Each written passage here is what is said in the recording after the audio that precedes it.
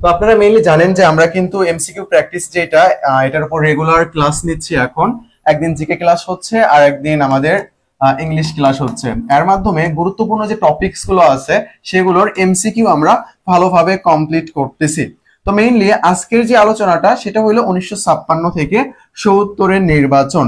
আমরা মেইনলি কোথা থেকে শুরু করছিলাম? 1905 বঙ্গভঙ্গ থেকে কিন্তু আমরা শুরু করেছিলাম। বঙ্গভঙ্গ থেকে শুরু করে আমাদের মুক্তিযুদ্ধ পর্যন্ত যে ইতিহাস যেটা, একই সাথে আমাদের ব্রিটিশ শাসনামল এবং পাকিস্তান শাসনামল, এই দুইটা আমাদের জন্য অনেক অনেক বেশি গুরুত্বপূর্ণ।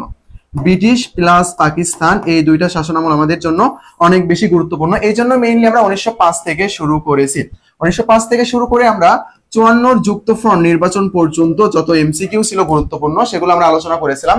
আজকে আমরা 1956 থেকে শুরু করে ৭০-এর নির্বাচন পর্যন্ত যে গুরুত্বপূর্ণ এমসিকিউ রয়েছে সেগুলো আমরা সলভ করব। আজকের যে এমসিকিউ গুলো সবগুলো একটু ব্যতিক্রম, অন্য ধরনের এমসিকিউ এগুলো। দেখেন 56 থেকে শুরু করে আমাদের 56তে আমাদের প্রথম শাসনতন্ত্র হয়, অর্থাৎ পাকিস্তানের প্রথম শাসনতন্ত্র। 56তে আমাদের কোয়ালিশন সরকার, তারপরে আমাদের 66-র 6 দফা, 69-এর গণ অভ্যুত্থান, তারপরে 62-র আমাদের শিক্ষা আন্দোলন যেটা বলতে পারি সেটা, তারপরে ৭০-এর নির্বাচন। এই সবগুলো টপিকস কিন্তু আমাদের জন্য অনেক অনেক বেশি গুরুত্বপূর্ণ। হ্যাঁ, আচ্ছা আচ্ছা, সবকিছু ঠিকঠাক আছে। আমি আমাদের মেইন যে ক্লাস সেটাতে চলে যাব, চলেন। আচ্ছা, প্রথম কোশ্চেন এখানে দেওয়া রয়েছে যে যুক্তফ্রন্ট মন্ত্রিসভার পতনের কারণ কি? আমরা কিন্তু সেদিন যুক্তফ্রন্ট পর্যন্ত পড়েছিলাম, বাট এই মন্ত্রিসভার আসলে কিসের জন্য পতন ঘটলো সেটার কারণ কি? অপশন দেওয়া রয়েছে যুক্তফ্রন্টের ভোট কারচুপি, আদমজি জোট মিলে দাঙ্গা, একে ফজলুল হকের করা এক মন্তব্য, নাকি খ প্লাস গ, মানে এই দুইটাই সঠিক উত্তর। এটা একটু আপনারা বলেন। আরো কয়েকটা প্রশ্ন আমি এখানে করি আপনাদের। এই যে যুক্তফ্রন্ট এই সরকার গঠন হয় কবে?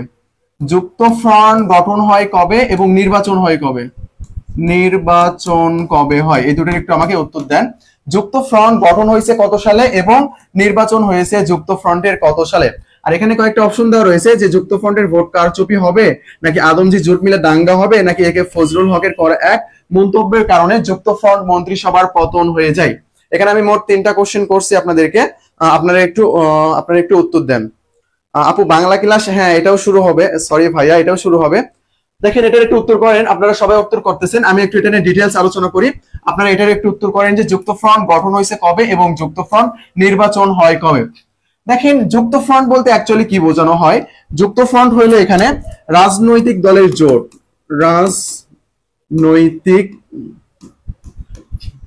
রাজনৈতিক দলের জোট।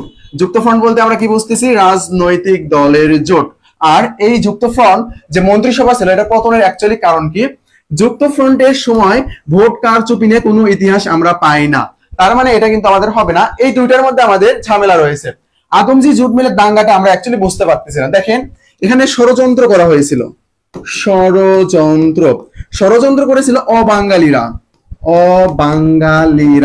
অবাঙ্গালীদের ষড়যন্ত্রের কারণে এখানে বিহার ভার্সেস বাঙালিদের এখানে মারামারি হয় এক প্রকার আর কি। বিহার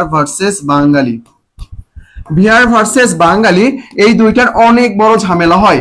এমনি সাধারণ যে দাঙ্গা এমন কিন্তু না। এখানে মোট কতজন মারা যায় জানেন? এখানে মোট 1500 জন মারা যায়। 1500 জন শ্রমিক যারা ছিল তারা কিন্তু এই মারা যায় এই আদমজি জোট মিলে দাঙ্গার কারণে, যার কারণে সম্পূর্ণ দোষটা দায়ী করা হয় কাকে? এই যে যুক্তফ্রন্ট মন্ত্রিসভাকে। তার মানে আদমজি জোট মিলে যে দাঙ্গাটা হয়েছিল এই জন্য দায়ী করা হয়েছে যুক্তফ্রন্ট মন্ত্রিসভাকে। তারপরে হ্যাঁ আপনারা সবাই উত্তর দিচ্ছেন। বাঙালিরা করে নাই তখন, ঠিক আছে, ওই সম্পর্কে আমরা ইতিহাস ভালোভাবে জানি না, তো সো এটা আমাদের হবে না। শেরে বাংলা একে ফজলুল হকের করা এক মন্তব্য, আমরা এটা একটু দেখব। শেরে বাংলা একে ফজলুল হক একটা মন্তব্য করেছিল, সেটা নিউ ইয়র্ক টাইমস পত্রিকায় ছাপা হয়। নিউ ইয়র্ক টাইমস পত্রিকায় ছাপা হয়েছে শেরে বাংলা একে ফজলুল হক বলেছেন যে বাংলাকে স্বাধীন করা আমার প্রথম কাজ। বাংলাকে স্বাধীন করা আমার প্রথম কাজ।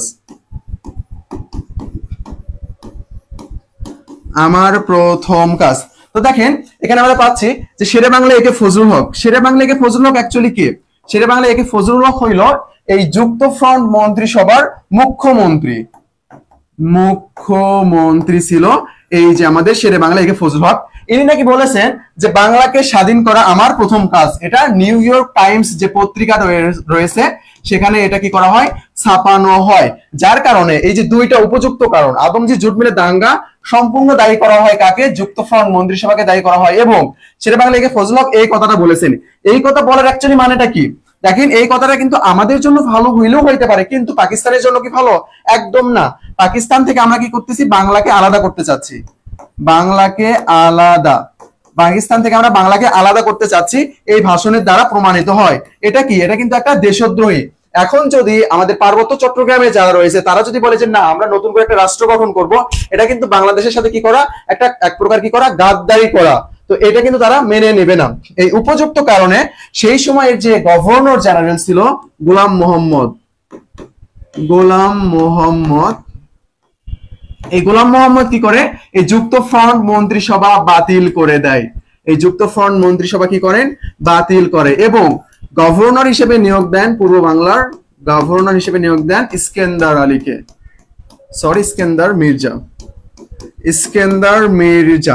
ইস্কেন্দার মির্জাকে কি করে, গভর্নর হিসেবে নিয়োগ দেন। ইস্কেন্দার মির্জা যখন গভর্নর হিসেবে নিয়োগ পায় বাংলায়, তখন তিনি কি করে, 92 ক জারি করেন। 92 ক জারি করে তিনি কি করেন, বঙ্গবন্ধু সহ শেরে বাংলা একে ফজলুল হক সহ আরো অন্যান্য নেতা যারা ছিল সবাইকে তিনি কারাগারে প্রেরণ করেন। তো দেখেন, যুক্তফ্রন্ট মানে হইলো একটা রাজনৈতিক জোট, এটাকে বোঝানো হয়। যুক্তফ্রন্টের মোট কয়টা দল ছিল, 5টি দল ছিল। এই মন্ত্রিসভার পতনের অন্যতম কারণ ছিল আদমজি জুট মিলে দাঙ্গা। এই দাঙ্গাটা অবাঙালিদের ষড়যন্ত্র হয়েছিল, যেখানে বিহার ভার্সেস বাঙালিদের মধ্যে দাঙ্গা হয়।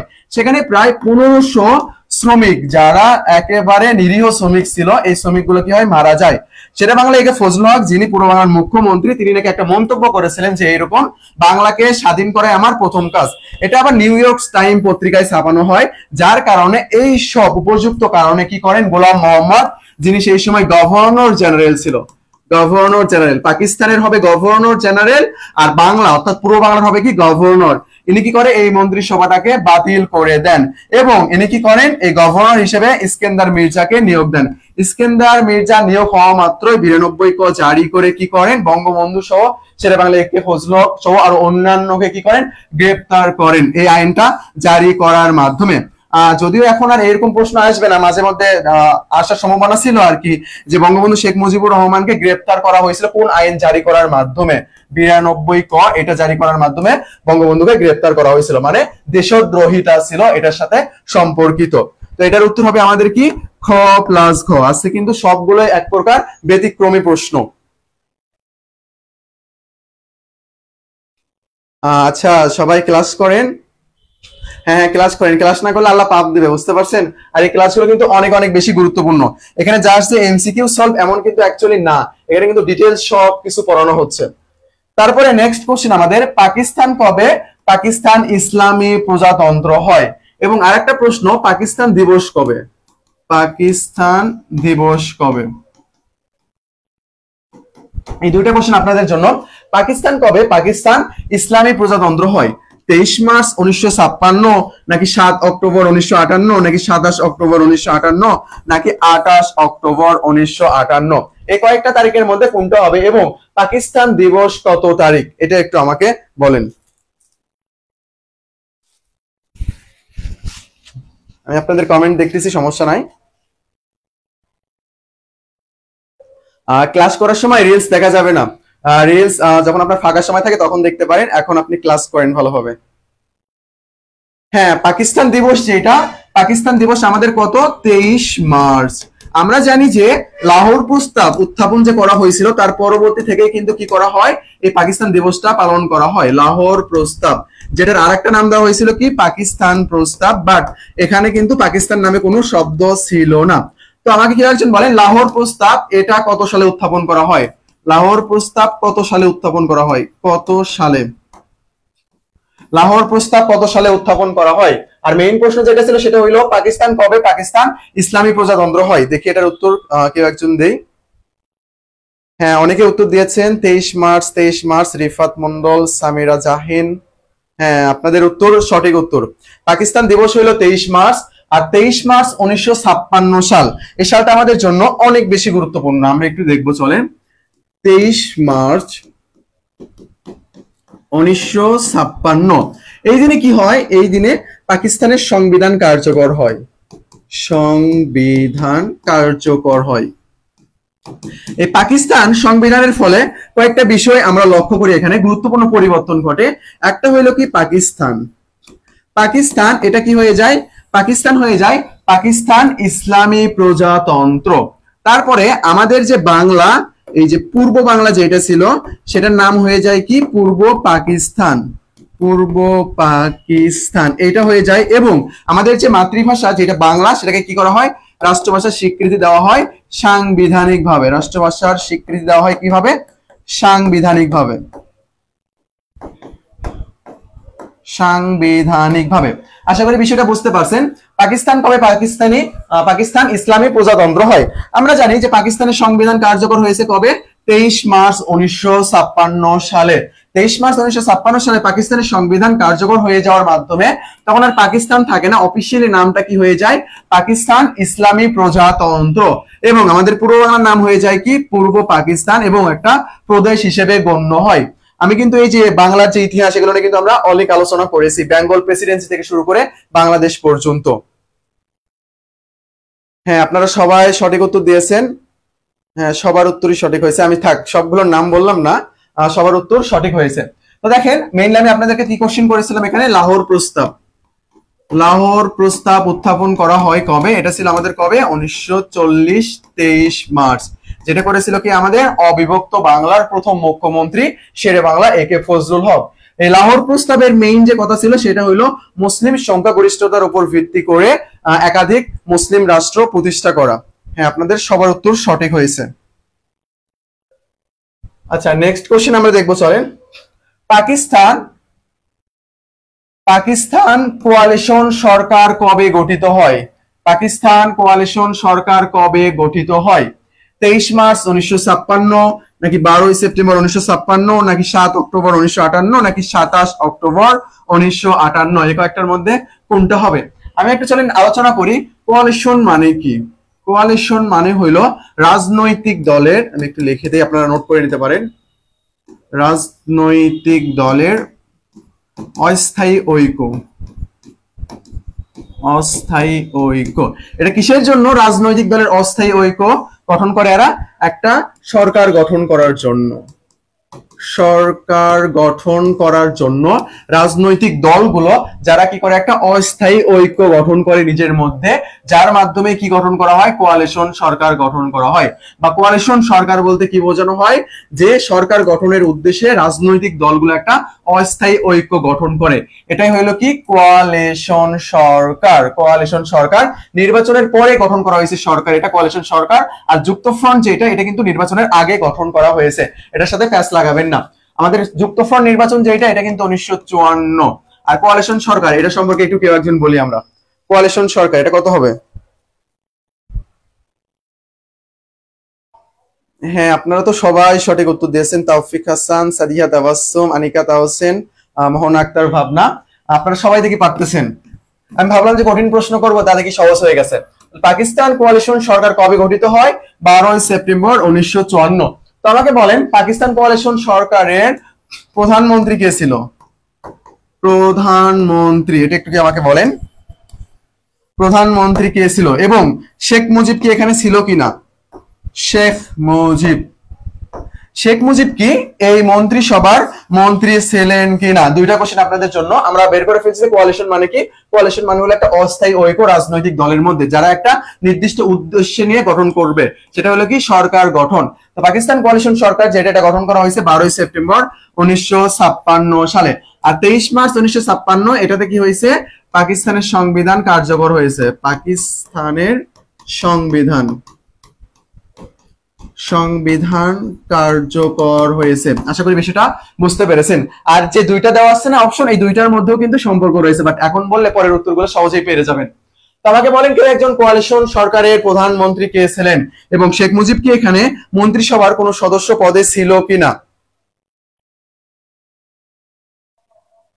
হ্যাঁ, আনিকা তাহসেন আপু, আপনার উত্তরটা সঠিক হয়েছে। তারপরে মোহনা আক্তার, ভাবনা, হ্যাঁ শেখ মুজিবও ছিল। শেখ মুজিব ছিল, কিন্তু দেখেন এখানকার প্রধানমন্ত্রী ছিল হোসেন শহীদ সোহরাওয়ার্দী। সোহরাওয়ার্দী, ইনি ছিল কি এখানকার প্রধানমন্ত্রী। আর এই মন্ত্রিসভার সদস্য হিসেবে শেখ মুজিবও ছিল, শেখ মুজিবও ছিল কিন্তু এখানে এই যে আমাদের সোহরাওয়ার্দীর মন্ত্রিসভায়। মেইনলি সোহরাওয়ার্দী হলো বঙ্গবন্ধু শেখ মুজিবুর রহমানের কিন্তু রাজনৈতিক গুরু। ইনি কিন্তু এখানে শ্রম মন্ত্রী ছিল, শ্রম মন্ত্রী ছিল, যদিও এখন আর গুরুত্বপূর্ণ না, এখন প্রশ্ন আসার সম্ভাবনা অনেক বেশি কম। বাট বঙ্গবন্ধু ছাড়া অন্যান্য ব্যক্তি যেগুলো রয়েছে সেগুলোর ইতিহাস আমাদের জানা অনেক বেশি জরুরি। তাহলে আমরা বুঝতে পারলাম যে কোয়ালিশন বলতে অ্যাকচুয়ালি কি বোঝানো হচ্ছে। কোয়ালিশন মানে কি রাজনৈতিক দলগুলো অস্থায়ী ঐক্য সরকার গঠনের জন্য বা নির্দিষ্ট একটা উদ্দেশ্যের জন্য। এটা গঠিত হয়েছে কবে আমাদের? এটা গঠিত হয়েছে 12 সেপ্টেম্বর 1956। এখানকার প্রধানমন্ত্রী ছিল হোসেন শহীদ সোহরাওয়ার্দী, যদিও সরকারটাকে টিকতে দেয় নাই। পাকিস্তান কখনোই পুরো পাকিস্তানকে টিকতে দেয় নাই, এটা আবার কি করে তারা পরবর্তীতে কিন্তু বাতিল করে দেয়। পরবর্তীতে 1957 সালের অক্টোবরের দিকে এটা কি হয়ে যায়, আবার বাতিল হয়ে যায়। মেইনলি তারা চাচ্ছিল যে পাকিস্তানের যে কেন্দ্রীয় সরকার যেটা বা মেইন যে ক্ষমতা এটা তারা পাকিস্তানের হাতেই রাখতে চাচ্ছিল। আশা করি বিষয়টা বুঝতে পেরেছেন। তাহলে এখানকার সঠিক উত্তর কিন্তু 12 সেপ্টেম্বর 1956। আচ্ছা, তারপরে কোশ্চেন, পাকিস্তান ইসলামী প্রজাতন্ত্রের প্রথম প্রেসিডেন্ট হিসেবে নিযুক্ত হন কে? পাকিস্তান ইসলামী প্রজাতন্ত্রের প্রথম প্রেসিডেন্ট হিসেবে নিযুক্ত হন কে? ইস্কেন্দার মির্জা, আইয়ুব খান, ইয়াহিয়া খান নাকি বেনজির ভুট্টো? আমি আপনাদেরকে বলি, আপনারা দেখতেছেন যে ভাই হঠাৎ করে প্রেসিডেন্টের উদ্ভব হইলো কিভাবে? এই যে সংবিধান যেটা আছে না, এই সংবিধানটা কার্যকর করার পরে এই প্রেসিডেন্টের উদ্ভব হয়। সংবিধান কার্যকর এবং কি কার্যকর এবং প্রেসিডেন্ট পদটার উদ্ভব হয়েছে, প্রেসিডেন্ট পদটার উদ্ভব হয়েছে। কিন্তু তার আগে কি ছিল? তার আগে ছিল এই যে গভর্নর জেনারেল আর গভর্নর, এই দুইটা পদ ছিল কিন্তু এর আগে। তো আমাকে কেউ একজন বলেন পাকিস্তান ইসলামী প্রজাতন্ত্রের প্রথম প্রেসিডেন্ট হিসেবে নিযুক্ত হন কে? ইস্কেন্দার মির্জা নাকি আইয়ুব খান নাকি ইয়াহিয়া খান নাকি বেনজির ভুট্টো?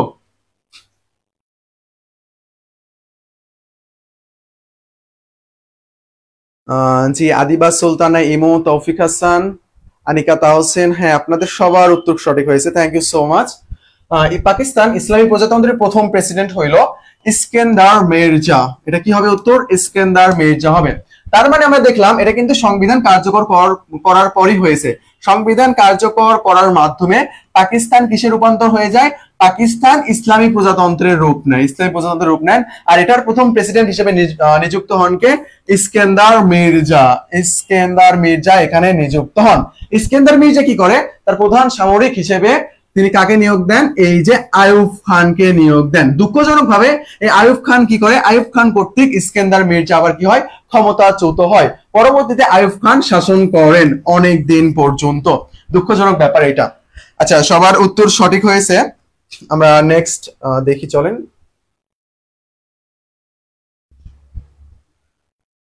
ইস্কেন্দার মির্জা সংবিধান বাতিল করেন কবে? ইস্কেন্দার মির্জা সংবিধান বাতিল করে কবে? দুঃখজনক ব্যাপার না? এই ইস্কেন্দার মির্জাকেই কি করা হইলো? প্রেসিডেন্ট করা হইলো, প্রেসিডেন্ট করা হইলো সংবিধান কার্যকর করার মাধ্যমে। সংবিধান কার্যকর করার মাধ্যমে কাকে কি করা হলো? ইস্কেন্দার মির্জাকে প্রেসিডেন্ট হিসেবে নিয়োগ দেওয়া হলো। এই ইস্কেন্দার মির্জা কি করে? এই সংবিধান বাতিল করে, অর্থাৎ পাকিস্তানের সংবিধান কি করেন? বাতিল করেন। বাতিল করে তিনি কি করেন? সামরিক শাসন জারি করেন। এটা বাতিলটা কবে করেছে? 23 মার্চ 1956 নাকি 7 অক্টোবর 1958 নাকি 27 অক্টোবর 1958 নাকি 28 অক্টোবর 1958? এই কয়েকটার মধ্যে কোনটা হবে? কেউ একজন আমাকে বলেন।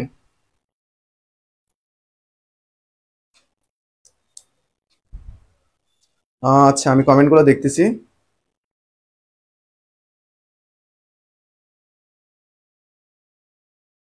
আমার ক্লাস করলেই শুধু কি হ্যাং করে? নেট ইস্যু নাকি আপনি কোন উদ্দেশ্যে বলেন আমি অ্যাকচুয়ালি কিন্তু বুঝতে পারি নাই।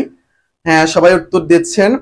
জানিফা, মরিয়ম, তারপরে মোহন আক্তার, ভাবনা, হ্যাঁ সবার উত্তর সঠিক হয়েছে। উত্তর ঠিক আছে এটা। সঠিক উত্তরটা এখানে কি? সঠিক উত্তরটা হইল 7 অক্টোবর 1958। 7 অক্টোবর 1958 তে কি করছে? ইস্কেন্দার মির্জা সংবিধান বাতিল করেছে। দেখেন অপশন অনুযায়ী কিন্তু আমরা এখানে সুন্দর করে কয়েকটা বিষয় বের করতে পারি। 23 মার্চ 1956 সংবিধান কার্যকর, সংবিধান কার্যকর, এবং 7 অক্টোবর 1958 সংবিধান বাতিল। সংবিধান বাতিল, বাতিল হইলো কার দ্বারা? ইস্কেন্দার মির্জার দ্বারা বাতিল হইলো, যিনি প্রেসিডেন্ট ছিল। আচ্ছা, এই সময় প্রধানমন্ত্রী কে ছিল? কেউ একজন বলতে পারবেন? প্রধানমন্ত্রী, প্রধানমন্ত্রী কে ছিল, এবং তার সংসদীয় যে গণতন্ত্র বা সংসদীয় যে মন্ত্রিসভা ছিল সেটাই কিন্তু বাতিল করা হয়েছিল। বাতিল করেই কিন্তু কি করে তিনি সামরিক শাসন আইন জারি করে। সামরিক শাসন আইন জারি, সামরিক শাসন আইন জারি করে কে? জারি করছে ইস্কেন্দার মির্জা। আমরা জানি যে ইস্কেন্দার মির্জা সেই সময় প্রেসিডেন্ট ছিল। এটা বাতিল করে কবে? 7 অক্টোবর 1958। আমি আপনাদেরকে কোশ্চেন করছি যে এই সময় প্রধানমন্ত্রী কে ছিল? প্রধানমন্ত্রী কে ছিল? কেউ একজন বলেন।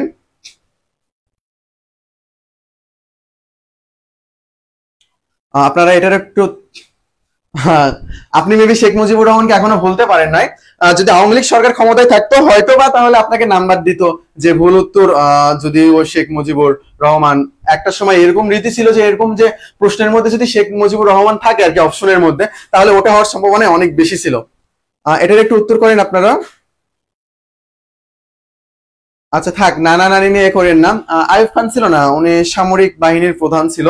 আচ্ছা দেখেন, এই সময় প্রধানমন্ত্রী ছিল হইল ফিরোজ খান নুন। ফিরোজ খান নুন, এই ফিরোজ খান নুনের যে সরকার ছিল এই সরকারটাকে উৎখাত করে ইস্কেন্দার মির্জা কি করে? 7 অক্টোবর 1958 সালে সামরিক শাসন আইন জারি করে। সামরিক শাসন আইন জারি করছে কে? জারি করে এটা, সেটা হলো ইস্কেন্দার মির্জা। তাহলে আমরা কিন্তু এই প্রশ্নটা যদি ঘুরে আসি এরকম করে যে সর্বপ্রথম সামরিক শাসন আইন কে জারি করে? ইস্কেন্দার মির্জা, যিনি ছিল আমাদের প্রথম প্রেসিডেন্ট। পাকিস্তানের প্রথম প্রেসিডেন্ট কিন্তু ছিল কে? এই ইস্কেন্দার মির্জা। এখান থেকে কিন্তু আমরা অনেক কিছু পাচ্ছি, অনেক কিছু পাচ্ছি ইনফরমেশন। আমি লাস্ট আরেকবার একটু আপনাদেরকে রিভাইজ করে দিচ্ছি।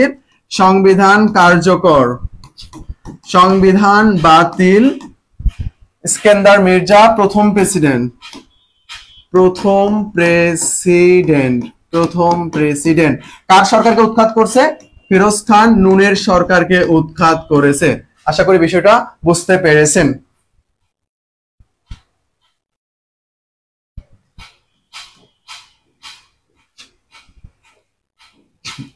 আচ্ছা সবকিছু আশা করি ঠিকঠাক আছে। আচ্ছা থাক আপু উল্টাপাল্টা কমেন্ট করিয়েন না। আমরা নেক্সট কোশ্চেন দেখি, চলেন।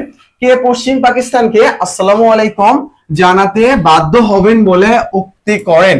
হোসেন শহীদ সোহরাওয়ার্দী, নাকি শেখ মুজিব, নাকি মাওলানা ভাসানী, নাকি শেরে বাংলা একে ফজলুল হক? এটার উত্তর একটু করেন।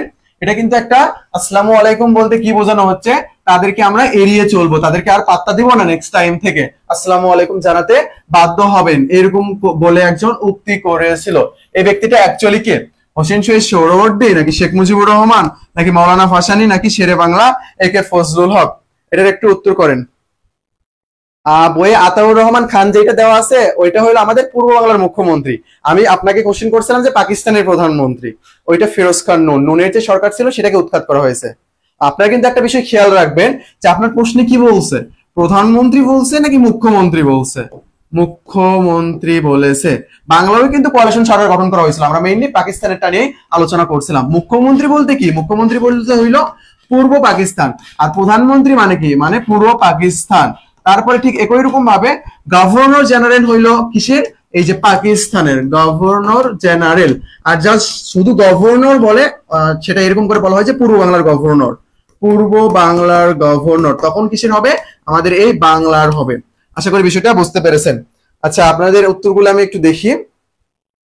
হ্যাঁ, মাওলানা ভাসানী বলেছিল। মাওলানা ভাসানী কাকমারি সম্মেলনে এই উক্তিটা করেছিল। কাকমারি সম্মেলন, কাকমারি সম্মেলনে তিনি বলেন যে পাকিস্তান যদি আমাদের সাথে এরকম অন্যায় অত্যাচার করে, মানে শোষণ করে, তাহলে আমরা কি করবো? তাকে আসসালামু আলাইকুম জানাতে বাধ্য হব। মাওলানা হামিদ খান ভাসানী। এই লাইনটা কিন্তু অনেক বেশি গুরুত্বপূর্ণ। হ্যাঁ, সবার উত্তর সঠিক হয়েছে। আচ্ছা নেক্সট কোশ্চেন আমাদের, কাকমারি সম্মেলন এটা কোথায় অনুষ্ঠিত হয়? কাকমারি সম্মেলন কোথায় অনুষ্ঠিত হয়? ঢাকায়, টাঙ্গাইল, দিনাজপুর, নাকি যশোর? কাকমারি এটা কিন্তু একটা জায়গার নাম, মানে স্থানের নাম। আমরা জানি ইতিহাসের বেশিরভাগ কিছুই কিন্তু স্থানের নাম অনুযায়ী করা হয়েছে। এটা একটু বলি আমরা।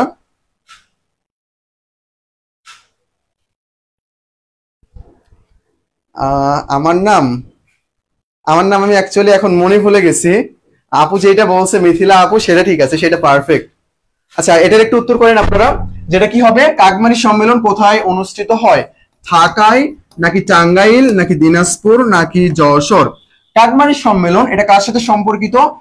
এটা কিন্তু ভাসানীর সাথে সম্পর্কিত, ভাসানী। আর ভাসানী এই সম্মেলনে কিন্তু বলছিল যে পাকিস্তান যদি আমাদের সাথে এরকম শোষণ কার্যক্রম চালিয়ে যায় তাহলে তারা কি করবে, তাহলে কিন্তু এই যে আমরা তাদেরকে অ্যাভয়েড করে চলবো, তাদেরকে আর আমরা পাত্তা দিব না, আসসালামু আলাইকুম জানাতে বাধ্য হব, এই কথাটা তারা বলছিল। আচ্ছা তারপরে দেখি আমরা এই যে, হ্যাঁ সবাই উত্তর করতেছেন, টাঙ্গাইল, টাঙ্গাইল, হ্যাঁ হ্যাঁ এটা সঠিক উত্তর হয়েছে, সবাই উত্তর করছেন টাঙ্গাইল। কাকমারি সম্মেলন টাঙ্গাইলে হয়েছিল, কাকমারি সম্মেলন টাঙ্গাইলে হয়েছিল।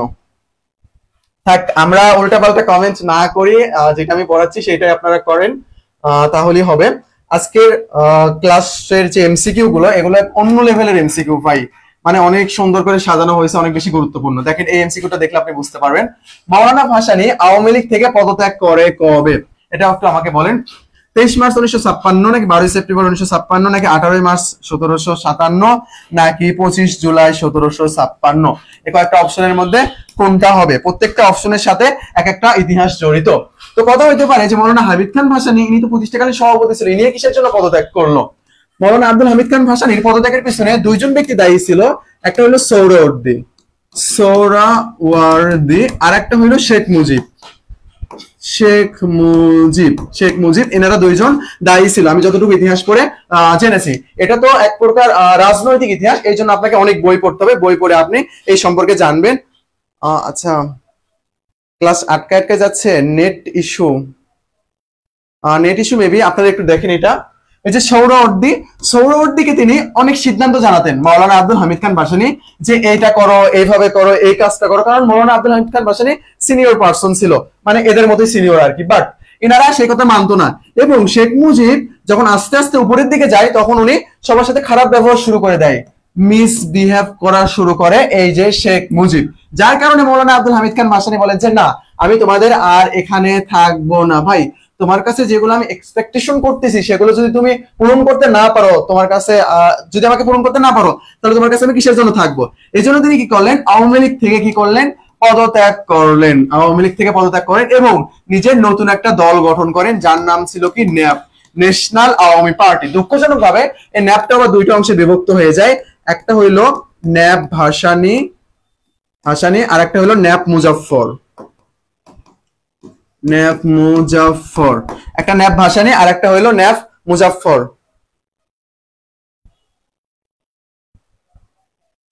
আচ্ছা ক্লাস কি এখনো এরকম প্রবলেম হচ্ছে?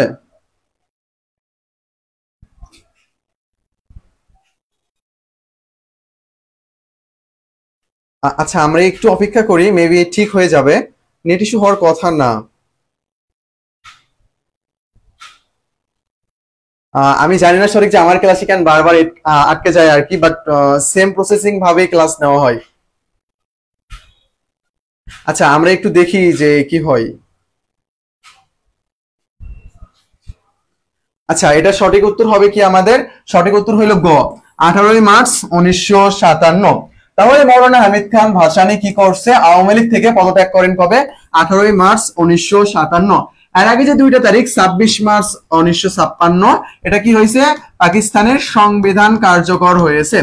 আর 12 সেপ্টেম্বর 1956 কি হয়েছে, কোয়ালিশন সরকার গঠন করা হয়েছে, কোয়ালিশন সরকার গঠন করা হয়েছে। আর 18 মার্চ 1957 কি করা হয়েছে, 18 মার্চ 1957 তিনি পদত্যাগ করেন। তিনি কি করেছেন, পদত্যাগ করেছেন। আশা করি আমরা এই তিনটা যে সাল তারিখ রয়েছে এই সম্পর্কে ভালোভাবে বুঝতে পেরেছি। তাহলে মৌলানা আব্দুল হামিদ খান ভাসানী আওয়ামী লীগ থেকে পদত্যাগ করছে কবে? 18 মার্চ 1957 সালে। আওয়ামী লীগ থেকে পদত্যাগ করার কারণ কি, তিনি যে প্রস্তাবগুলো উত্থাপন করতেছিল, আচ্ছা এখন তো ঠিক থাকার কথা, আমি এখন ঠিকঠাক দেখতে পারতেছি, এই যে প্রস্তাবগুলো উত্থাপন করতেছিল এই প্রস্তাবগুলো তারা মেনে নিচ্ছিল না। দেখেন আমি একটা দল থেকে কখন পদত্যাগ করে আসব, যখন আমার যে প্রায়োরিটি পাওয়ার কথা সেখানে সেটা যখন আমি পাবো না তখনই কিন্তু আমি সেখান থেকে চলে আসব। ঠিক এইরকম ভাবে কিন্তু মৌলানা হামিদ খান ভাসানী এখান থেকে চলে আসছে, মানে আওয়ামী লীগ থেকে তিনি কি করছে, পদত্যাগ করেছে। আশা করি বিষয়টা ক্লিয়ার।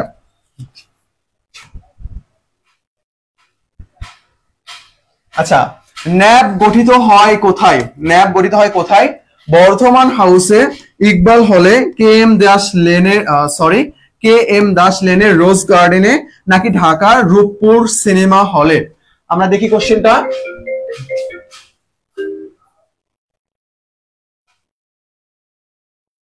আচ্ছা, এটা একটু দেখেন। ন্যাপ গঠিত হয় কোথায়? বর্ধমান হাউসে, ইকবাল হলে, কে এম দাস লেনের রোজ গার্ডেনে, নাকি ঢাকা রূপপুর সিনেমা হলে? এই চারটা অপশনের মধ্যে কোনটা হবে? আমি চারটা অপশনে আপনাদেরকে ডিটেলস। আচ্ছা, এখন তো ঠিকঠাক থাকার কথা, এখন কি ঠিকঠাক নাই? আমি তো সবকিছু এখানে ক্লিয়ার দেখতে পারতেছি। দেখেন, আমি বর্ধমান হাউস সম্পর্কে একটু বলি। বর্ধমান হাউস, এটার নাম আগে বর্ধমান হাউস ছিল না। এখানে বর্ধমানের রাজা বসবাস করেছিল কিছুদিনের জন্য। বর্ধমানের রাজা কিছুদিনের জন্য এখানে কে থেকেছিল? বর্ধমানের রাজা, যার কারণে এটার নাম হয়ে যায় কি? বর্ধমান হাউস। এই বর্ধমান হাউসের বর্তমান নাম যেটা, সেটা হলো কি? বাংলা একাডেমি। আমরা জানি চন্ন যে যুক্তফ্রন্ট যে নির্বাচন হয়, তার যে 21টা দফা দেওয়া হয়েছিল, তার মধ্যে কিন্তু বলা হয়েছিল যে মেইনলি এটা শেরেবাংলা ফজল হক এরকম করে বলেছিল। তার উক্তিটা এরকম ছিল যে, আমি যদি কখনো মুখ্যমন্ত্রী হই বা এই নির্বাচনে যদি মুখ্যমন্ত্রী হই, তাহলে যেখান থেকে বাঙালি ছাত্রদের উপর গুলি করার নির্দেশ করা হয়েছে, সেই স্থানটাকে আমি কিসে পরিণত করব? বাংলা একাডেমিতে পরিণত করব। এবং এটা পরবর্তীতে বাংলা একাডেমিতে রূপান্তর হয়। তাহলে বর্ধমান হাউসের বিষয়টা আমাদের আশা করি ক্লিয়ার। তারপরে ইকবাল হল, এটা ইকবাল যে কবি যে আর কি, তার নামে করা হয়েছিল, যেটার বর্তমান নাম কিন্তু জহু হল অর্থাৎ জহুরুল হক হল, যেটা ঢাকা ইউনিভার্সিটিতে রয়েছে। আমাদের এখন এই দুইটার মধ্যে ঝামেলা, কে এম দাস লানের রোজ গার্ডেন হবে নাকি ঢাকা রূপপুর সিনেমা হলে হবে। এই দুইটার সাথে কিন্তু আমরা অতীব পরিচিত। এটার একটু উত্তর করি আমরা। একজন যেটা উত্তর দিচ্ছে সবাই কেন সেটা উত্তর দিচ্ছেন আপনারা, এটা কিন্তু ঠিক না। মানে একই ভাবে সামনের দিকে যাচ্ছেন যে একজন বলছে তো আমরা সবাই বলবো, এটা কিন্তু হবে না। এই যে সামিরা জাহিন আপু, আপনার উত্তরটা সঠিক। তো দেখি ন্যাপ গঠিত হয় কোথায়? ন্যাপ গঠিত হয়েছে ঢাকার রূপপুর সিনেমা হলে। আর কে এম দেশ লানের রোজ গার্ডেন, এখানে কি গঠিত হয়েছে? এখানে আওয়ামী লীগ গঠন করা হয়েছে। আওয়ামী লীগ, তখন তো নাম ছিল মুসলিম আর কি, আওয়ামী মুসলিম লীগ। তখন নাম ছিল আওয়ামী মুসলিম লীগ, যেটা পরবর্তীতে আওয়ামী লীগ হয়ে গেছে। এই আওয়ামী লীগ গঠন করা হয়েছে কোথায়? কে এম দাস লেনের রোজ গার্ডেনে। আর মৌলানা ভাসানীর নেতৃত্বে ন্যাপ গঠন করা হয় ঢাকা রূপপুর সিনেমা হলে। ঢাকা রূপপুর সিনেমা হলে। আশা করি বিষয়টা ক্লিয়ার আপনাদের। এটার উত্তর কি হবে আমাদের? ঘ নম্বর, ঢাকা রূপপুর সিনেমা হলে। তো আমরা এখানে একটা অপশন দেখছিলাম, আমরা একটু যদি সামনের দিকে যাই, এই যে আমি সবগুলো অপশন সাজাই রাখছি এমন ভাবে যে প্রত্যেকটার সাথে একটা করে ইতিহাস জড়িত। মৌলানা ভাসানী পদত্যাগ করছে কবে? 18 মার্চ 1757 এবং 25 জুলাই 1757 তিনি কি গঠন করছে? ন্যাপ গঠন করছে। এই যে ন্যাপ, যেটার পূর্ণরূপ কি? National Awami party. এটা পরবর্তীতে আবার দুইটা ভাগে বিভক্ত হয়ে যায়, একটা হইলো ভাসানী আর একটা হইলো কি? মুজাফফর। ন্যাপ ভাসানী আর ন্যাপ মুজাফফর। এই 25 জুলাই 1757 সালে মৌলানা ভাসানীর নেতৃত্বে ঢাকা রূপপুর সিনেমা হলে এই ন্যাপ কি করা হয়? গঠন করা হয়। আশা করি বিষয়টা আমাদের ক্লিয়ার। আপনাদের কি বিষয়টা ক্লিয়ার? আচ্ছা, আশা করি আপনাদের বিষয়টা ক্লিয়ার। ক্লাসটা নাইস। এটা বলেন, আইয়ুব খান মৌলিক গণতন্ত্র বা বেসিক ডেমোক্রেসি অধ্যাদেশ জারি করে কবে? 23 মার্চ 1956, 7 অক্টোবর 1958, 27 অক্টোবর 1959, নাকি 28 অক্টোবর 1958? এই তিনটা সালে ইতিহাসের সাথে জড়িত। এটার উত্তর একটু আমাকে দেন। এই মৌলিক ডেমোক্রেসি এটা 4 স্তর বিশিষ্ট ছিল। তার সরকার যে ব্যবস্থাটা ছিল যেটা, এটা কিন্তু ছিল 4 স্তর বিশিষ্ট। 23 মার্চ 1956, এটার ইতিহাসের সাথে আমরা অনেক বেশি পরিচিত। এটা কি হয়েছে? আমাদের সংবিধান কার্যকর হয়েছে। আর 56 সাথে আর একটা সম্পর্ক কি? সেটা হলো 12 সেপ্টেম্বর। এটা বুঝে নিন, সেপ্টেম্বর এটা কি করা হয়েছে? কোয়ালিশন সরকার গঠন করা হয়েছে। কোয়ালিশন সরকার গঠন। তাহলে 56 সাথে আমাদের ইতিহাসের দুইটা বিষয় অনেক বেশি জড়িত আর কি। সেটা হলো কি? সেটা হলো একটা সংবিধান অর্থাৎ শাসনতন্ত্র, আর একটা হলো কোয়ালিশন সরকার। দুইটাই 56 সালের সাথে জড়িত। তো উপরে 56 লিখে 56তে কোন কোন ঘটনা ঘটেছে এগুলো একটু আপনারা সুন্দর করে দেবেন। ভুল উত্তর দিলে কমেন্ট ডিলিট করা লাগবে না, সমস্যা নাই। হ্যাঁ, রুমে এসি লাগাতে হবে। আচ্ছা আচ্ছা, ঠিক আছে। তারপরে দেখেন 7 অক্টোবর 1958। আমরা জানি যে 7 অক্টোবর 1958 এই সময় প্রেসিডেন্ট ইস্কান্দার মির্জা কি করে? ফেরোজ খান নুনের সরকার উৎখাত করে 7 অক্টোবর 1958 সামরিক শাসন আইন জারি করে। সামরিক শাসন আইন জারি করে। সামরিকের প্রধান বানায় কাকে? আইয়ুবকে বানায়, আইয়ুব খানকে বানান। আইয়ুব খান কি করে? আইয়ুব খান আমার ইস্কান্দার মির্জাকে সরিয়ে এটা 59 না, এখানে আরেকটা আমি অপশন দিলাম, 27 অক্টোবর 1958 একটা অপশন দিলাম, এটা একটু 4-5টা অপশন নিয়ে পড়বেন। 27 অক্টোবর 1958 কি করে? এই আইয়ুব খান ইস্কান্দার মির্জাকে উৎখাত করে এই 28 অক্টোবর 1958-তে প্রেসিডেন্টের দায়িত্ব নেয়। তার মানে ইস্কান্দার মির্জা যাকে নিয়ে আসলো সেই ব্যক্তিটাকে আবার কি করছে? ইস্কান্দার মির্জা কি করেন? উৎখাত করেছেন। আচ্ছা, তারপরে দেখেন 27 অক্টোবর 1959, এটাই হবে আমাদের সঠিক উত্তর। দেখি কেউ কি দিয়েছেন সঠিক উত্তর কোনটা?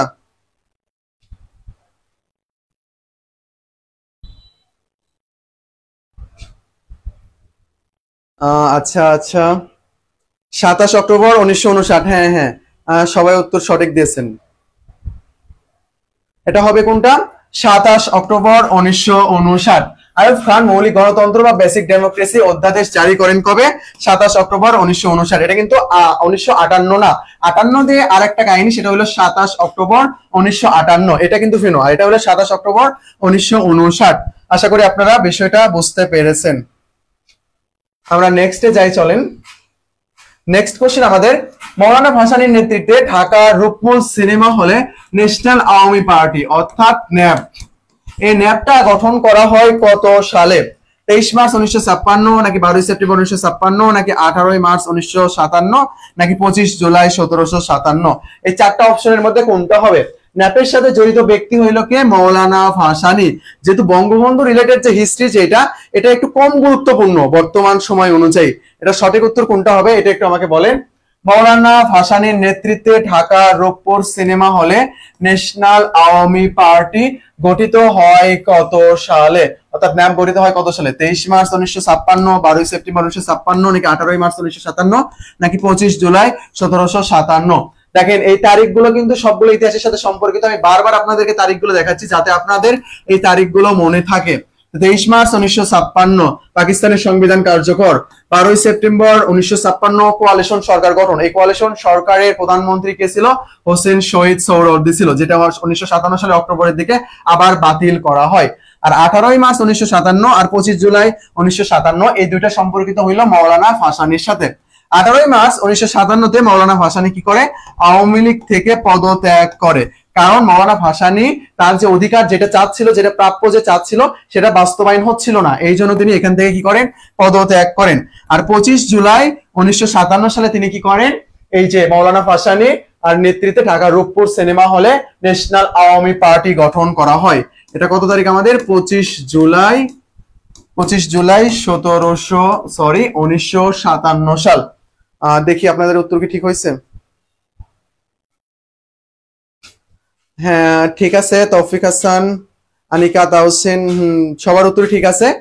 ডি অর্থাৎ আমাদের এই যে 25 জুলাই 1957 সাল, এই তারিখগুলো নিয়ে আলাদা করে সুন্দর করে একটা নোট করবেন, তাছাড়া কিন্তু হবে না। আর আমি যে ক্লাসে বলতেছি যে ইনফরমেশন গুলো, এক্সট্রা যে ইনফরমেশন, এগুলো একটু প্লিজ নোট করে নিন, তাহলে আপনার অনেক উপকার হবে। আশা করি বিষয়টা বুঝতে পেরেছেন। হ্যাঁ 25 জুলাই 1957 সালে, সামিরা জাহান আপু, আপনার প্রায় সব উত্তরগুলোই সঠিক হচ্ছে। আচ্ছা থাক, মরে যেতে হবে না, ইউনিভার্সিটিতে আসেন। এখনকার যে প্যারা, তার চেয়ে যখন 2 গুণ 3 গুণ 4 গুণ প্যারা পাবেন, তখন এমনিতেই মরে যেতে ইচ্ছে করে, বুঝতে পারছেন? আগে ভালোভাবে পড়াশোনা করে ইউনিভার্সিটিতে আসেন। আচ্ছা, তারপরে দেখি আমরা, চলেন। শিক্ষা এমন কোনো জিনিস নয় যা বিনামূল্যে পাওয়া যেতে পারে, এটা কোন কমিশনের বিষয়বস্তু ছিল? শরীফ শিক্ষা কমিশন, সালেহ শিক্ষা কমিশন, সিরাজ শিক্ষা কমিশন, করিম শিক্ষা কমিশন? কোন শিক্ষা কমিশনে বলা হয়েছিল যে শিক্ষা এমন কোনো জিনিস নয় যা বিনামূল্যে পাওয়া যেতে পারে? আমি সেই শিক্ষা কমিশন সম্পর্কে একটু ইনফরমেশন দেই। সেই শিক্ষা কমিশন গঠন করা হয়েছিল 1958 সালে। সেই শিক্ষা কমিশন থেকে রিপোর্ট প্রকাশ করা হয়। কত সালে? 1962 সালে। আচ্ছা, এটা 1962 সালে। এটা কেউ একজন বলেন যে শিক্ষা এমন কোন জিনিস নয় যা বিনামূল্যে পাওয়া যেতে পারে, মানে বিনামূল্যে যে শিক্ষা ব্যবস্থা, এটার বিরোধিতা করে কোন কমিশন, এবং যেটা নিয়ে কিন্তু আমরা পরবর্তীতে ছাত্ররা আন্দোলনও করেছিলাম। জি জি, প্যারা বলতে জীবনে কিছু নাই, জীবন অনেক সুন্দর। হ্যাঁ আপনাদের উত্তর কিন্তু সঠিক হয়েছে, এটা হলো শরীফ শিক্ষা কমিশন। শরীফ শিক্ষা কমিশনের মেইন যে বিষয়বস্তু ছিল সেটা হলো শিক্ষা এমন কোনো জিনিস নয় যা বিনামূল্যে পাওয়া যেতে পারে। এটা শোনার পর আমরা বাঙালি যারা স্টুডেন্ট ছিলাম তারা অনেক আন্দোলন করেছিলাম এই সময়। তো আমরা এটা একটু দেখবো আন্দোলন এখান জি জি এই স্লাইডটা পড়ার মাধ্যমে আমরা আন্দোলনটা ভালোভাবে বুঝতে পারবো। তো আমরা দেখি জাতীয় শিক্ষা দিবস কবে, 17 সেপ্টেম্বর, 7 জুন, 24 জানুয়ারি নাকি 2 মার্চ। প্রত্যেকটাই কিন্তু এক একটা দিবস, আপনি প্রত্যেকটা দিবসই লেখেন এটা কি দিবস, 7 জুন কি দিবস, 24 জানুয়ারি কি দিবস, 2 মার্চ কি দিবস, এটা একটু কমেন্ট করে জানান। প্রথমে উত্তর দেন 17 সেপ্টেম্বর এটা অ্যাকচুয়ালি কি দিবস। আচ্ছা আমরা দেখি সেই সময়ের আন্দোলন, সেই সময় আন্দোলনের নাম কি ছিল, 62 শিক্ষা আন্দোলন, বা এটা ছিল শিক্ষারীতি যার বিরুদ্ধে আমরা আন্দোলন করেছিলাম। আচ্ছা আমরা লিখলাম শিক্ষা আন্দোলন। এই সময় কি করা হয়, শরীফ শিক্ষা কমিশন গঠন করা হয়, শরীফ শিক্ষা কমিশন গঠন করা হয়, যেটা রিপোর্ট দেওয়া হয়েছে কবে, 1962 সালে। এখানে এই বিষয়গুলো ছিল যে শিক্ষা এমন কোনো বিষয়বস্তু নয় যা কি করতে পারে বিনামূল্যে দেওয়া যেতে পারে, এবং বাঙালি শিক্ষার্থীদের এখানে নেগলেক্ট করা হয়েছিল, যার কারণে আমরা আন্দোলন করেছিলাম একটা তারিখে, এবং সেই তারিখে অনেকে শহীদ হয়ে যায়, অনেকে শহীদ হয়। এই শহীদ যে হয়েছে তাদের স্মৃতি রক্ষার্থে সেই দিন কি ঘোষণা করা হয়েছে, জাতীয় শিক্ষা দিবস ঘোষণা করা হয়েছে। এই তারিখটা কত এটা একটু আমাকে কেউ একজন বলেন।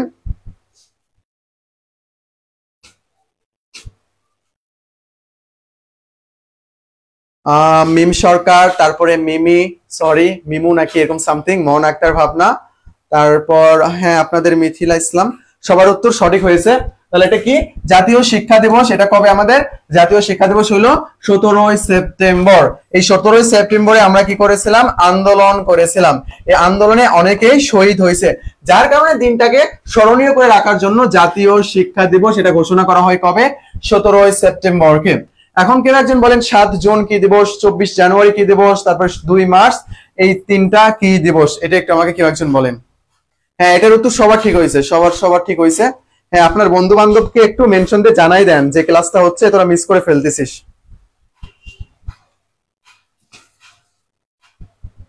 আচ্ছা আপনারা একটু কমেন্ট করে জানান, আমি ডিটেলস আপনাদেরকে জানাচ্ছি। এই যে 7 জুন এটা হবে আমাদের কি দিবস, 6 দফা দিবস। 7 জুন 6 দফা দিবস। 24 জানুয়ারি গণ অভ্যুত্থান দিবস, গণ অভ্যুত্থান দিবস। প্রত্যেকটা দিবসের কাহিনী রয়েছে, বেসিক ক্লাসে এগুলো নিয়ে আমরা ডিটেলস আলোচনা করেছি, যদিও আজকেও কিছু করবো আমরা, সমস্যা নেই। তারপরে 2 মার্চ এদিন সর্বপ্রথম পতাকা উত্তোলন করা হয়, এটা হইলো আমাদের কি পতাকা দিবস। 2 মার্চ আমাদের কি দিবস, পতাকা দিবস। আর 23 মার্চ যেটা, এটা হইলো আমাদের কি দিবস, পতাকা উত্তোলন দিবস, পতাকা উত্তোলন দিবস। আচ্ছা কমেন্ট করে দ্রুত জানান 7 জুন, 24 জানুয়ারি, 2 মার্চ জানাইছেন কি আপনারা? হ্যাঁ 2 মার্চ পতাকা দিবস, 24 জানুয়ারি গণ অভ্যুত্থান দিবস, 7 জুন 6 দফা দিবস। হ্যাঁ সঠিক উত্তর। আচ্ছা নাম ভুল হইলে সমস্যা নাই, নেন। আচ্ছা তারপর হ্যাঁ একজনই মাত্র উত্তর করেছেন, এটা খুবই দুঃখজনক, আপনারা আপনাদের সবার উত্তর করা প্রয়োজন ছিল। আচ্ছা ঠিক আছে, আশা করি বিষয়টা ক্লিয়ার। এই যে জাতীয় শিক্ষা দিবস আমাদের কবে, জাতীয় শিক্ষা দিবস 17 সেপ্টেম্বর, 7 জুন 6 দফা দিবস, 24 জানুয়ারি গণ অভ্যুত্থান দিবস, 2 মার্চ পতাকা দিবস, 23 মার্চ আমাদের পতাকা উত্তোলন দিবস। আটকাই তো যায় নাই, আমার এখানে তো ঠিকঠাক দেখাচ্ছে। আচ্ছা আমরা নেক্সট দেখি, চলেন। নেক্সট কোশ্চেন আমাদের, 6 দফা আন্দোলন সমাপ্ত হয় কবে, 6 দফা আন্দোলন সমাপ্ত হয় কবে, এটা একটু আমাকে জানান। আবার কি নেট ইস্যু হচ্ছে, কোনো প্রবলেম? নেটের দোষ এটা, আমি আসলে সঠিক জানি না। আচ্ছা আমরা এটার একটু উত্তর করি। 6 দফা আন্দোলন সমাপ্ত হয় কবে, 5 ফেব্রুয়ারি 1966, নাকি 23 মার্চ 1966, নাকি 7 জুন 1966, নাকি 25 মার্চ 1971? 6 দফা আন্দোলন সমাপ্ত হয় কবে? 6 দফা আন্দোলন বলতে কি বোঝানো হচ্ছে, 6টা যে আমাদের দফা ছিল, এই দফাগুলো বাস্তবায়ন করার জন্য যে আমরা আন্দোলন করেছিলাম, এটাই হইলো কি আমাদের 6 দফা আন্দোলন। 6 দফা আন্দোলনের সাথে এই 4টা সাল সম্পর্কিত। কেউ যদি 4টা সাল সম্পর্কে ডিটেলস জানেন একটু কমেন্টে জানান, আর যদি না জানেন জাস্ট এই প্রশ্নের উত্তর দেন যে কি এটা 6 দফা আন্দোলন সমাপ্ত হয় কবে, মানে কত তারিখে যে 6 দফা আন্দোলন সমাপ্ত হয়ে যায়। হ্যাঁ নোসাইবা আপু উত্তর করেছেন ঘ। আরো একটু সবাই আমরা উত্তর করি, যেটা অ্যাকচুয়ালি কত উত্তর হবে, যে এই যে 6 দফা আন্দোলন সমাপ্ত হয় কবে। আমরা একটু 6 দফা সম্পর্কে ডিটেলস জানি চলেন। সর্বপ্রথম 6 দফা উত্থাপন করেন বঙ্গবন্ধু শেখ মুজিবুর রহমান 5 ফেব্রুয়ারি 1966 সালে। এই সময় বঙ্গবন্ধু শেখ মুজিবুর রহমান ছিল আওয়ামী লীগের সাধারণ সম্পাদক, অর্থাৎ জেনারেল সেক্রেটারি ছিল এই সময়। তারপরে তিনি আনুষ্ঠানিকভাবে আমাদের এই যে 6 দফা উত্থাপন করেন 23 মার্চ 1966। এই সময় তিনি আওয়ামী লীগের প্রেসিডেন্ট ছিল। এটা ছিল কি আনুষ্ঠানিকভাবে, আর এটা হলো প্রথম, এটা হইলো প্রথম। তারপরে দেখেন 7 জুন 1966 6 দফাকে কেন্দ্র করে এই দিন আন্দোলন হয়। এই আন্দোলনে অনেকে কি হয়েছে, শহীদ হয়ে যায়। এই শহীদদের স্মৃতি রক্ষার্থে 7 জুনকে কি হিসেবে ঘোষণা করা হয়েছে, 6 দফা দিবস হিসেবে ঘোষণা করা হয়েছে। 6 দফা দিবস। আপনাদের অনেকেই মনে হইতে পারে 6 দফার সাথে 5 ফেব্রুয়ারি সম্পর্কিত, 23 মার্চ সম্পর্কিত, হয়তো বা 23 মার্চে কি 6 দফা দিবস, এমন কিন্তু না। 7 জুন আওয়ামী লীগের মনু মিয়া সহ আরো উল্লেখযোগ্য গুরুত্বপূর্ণ ব্যক্তি এই 7 জুন মারা যায়, যার কারণে এই 7 জুনকে কি করা হয়েছে, 6 দফা দিবস হিসেবে ঘোষণা করা হয়েছে। আচ্ছা আমরা কি এটার উত্তর করেছি সবাই?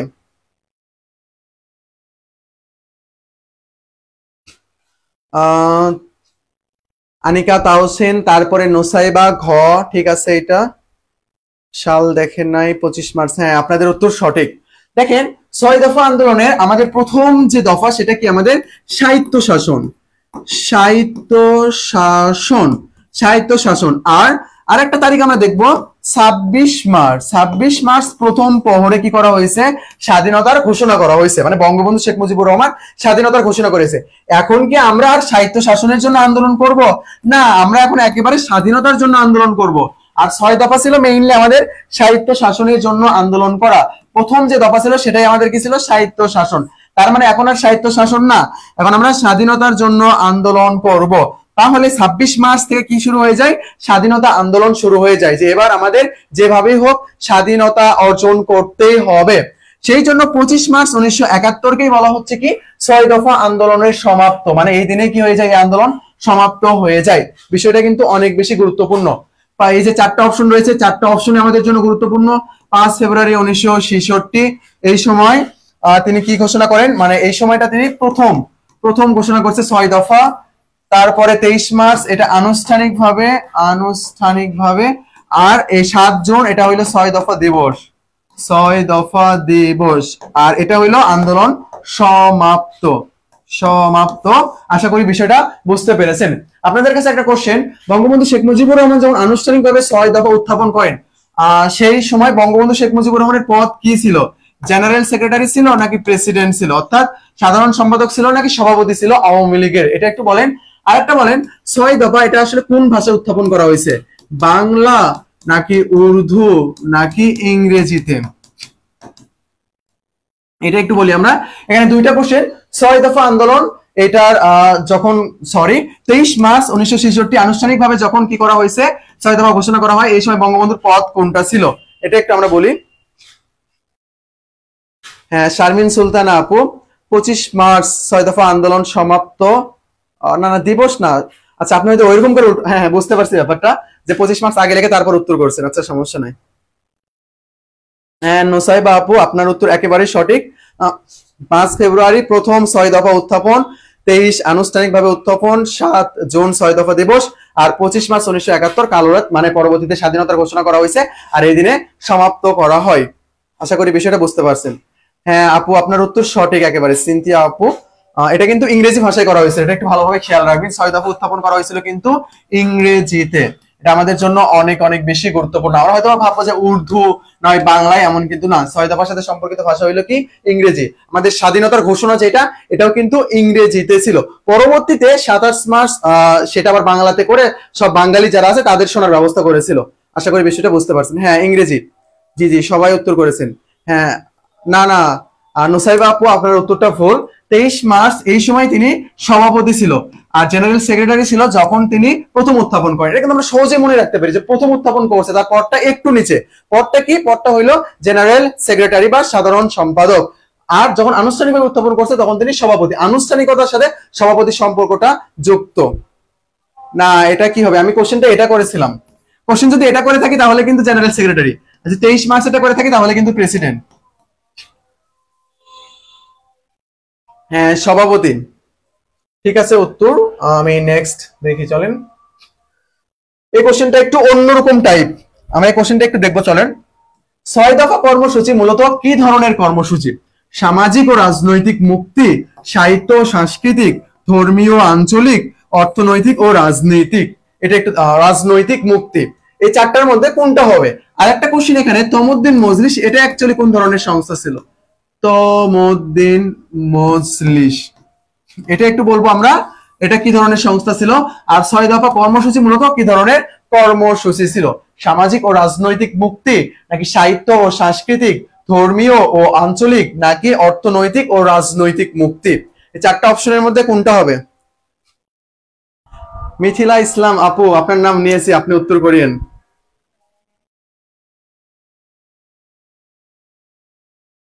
এখানে আমার জানটা ক্লাস করে। এই যে জান পাখি ময়না পাখি চিন্তাটা একটু বাদ দেন, বুঝতে পারছেন? জান পাখি ময়না পাখি কিন্তু ছেড়ে যাবে যদি ভার্সিটিতে চান্স না পান। তাসরিফা, হ্যাঁ তাসরিফা নুসরাত সিনথিয়া আপু, আপনার উত্তরটা সঠিক হয়েছে। আপনি একবার দুইটাই উত্তর দিয়েছেন। যে এটা অ্যাকচুয়ালি কি ছিল? এটা অ্যাকচুয়ালি ছিল অর্থনৈতিক ও রাজনৈতিক মুক্তি। এখানে কিন্তু অর্থনীতি নিয়ে তিনটা কথা বলা হয়েছে, রাজনীতি নিয়েও তিনটা কথা বলা হয়েছে 6 দফাতে। ধর্মীয় আঞ্চলিকতা হবে না, সাহিত্য সাংস্কৃতিক হবে না। আবার তমুদ্দিন মজলিস যেটা লিখছে এটা আবার কি ধরনের প্রতিষ্ঠান?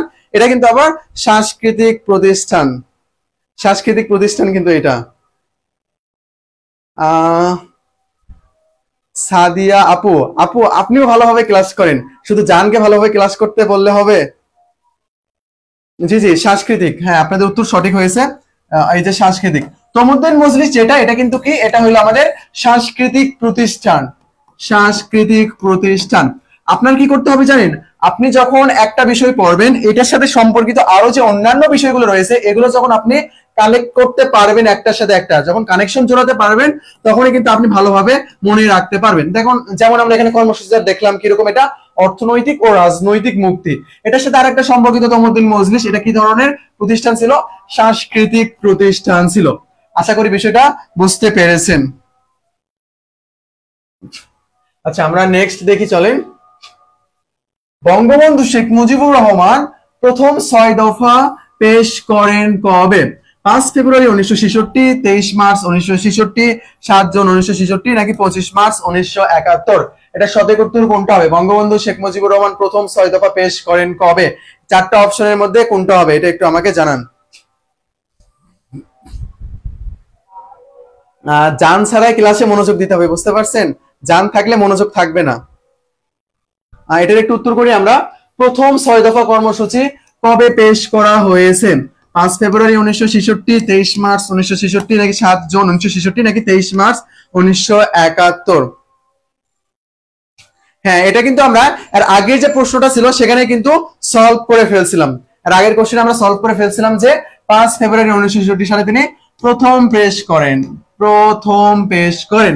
আনুষ্ঠানিকভাবে ছিল 23 মার্চ 1966, 7 জুন 1966 ছিল এটা 6 দফা দিবস। কারণ এই দিনে আওয়ামী লীগের মনুমিয়া সহ আর উল্লেখযোগ্য ব্যক্তিবর্গ মারা যায়। আর 25 মার্চ এটা ছিল আমাদের সমাপ্ত, কারণ আমরা কি করছিলাম 26 মার্চ থেকে স্বাধীনতার জন্য আন্দোলন শুরু করে দেই। আশা করি আপনারা বিষয়টা বুঝতে পেরেছেন। জি জি 5 ফেব্রুয়ারি 1966, আর 66 তো হবে কারণ এটা 66-র 6 দফা, আমাদের বলতে বলতে এটা মুখস্থ হয়ে গেছে, সো সাল ভুল করার সম্ভাবনা নেই, সেজন্য আমি 66-র মধ্যে এগুলো দিয়েছি।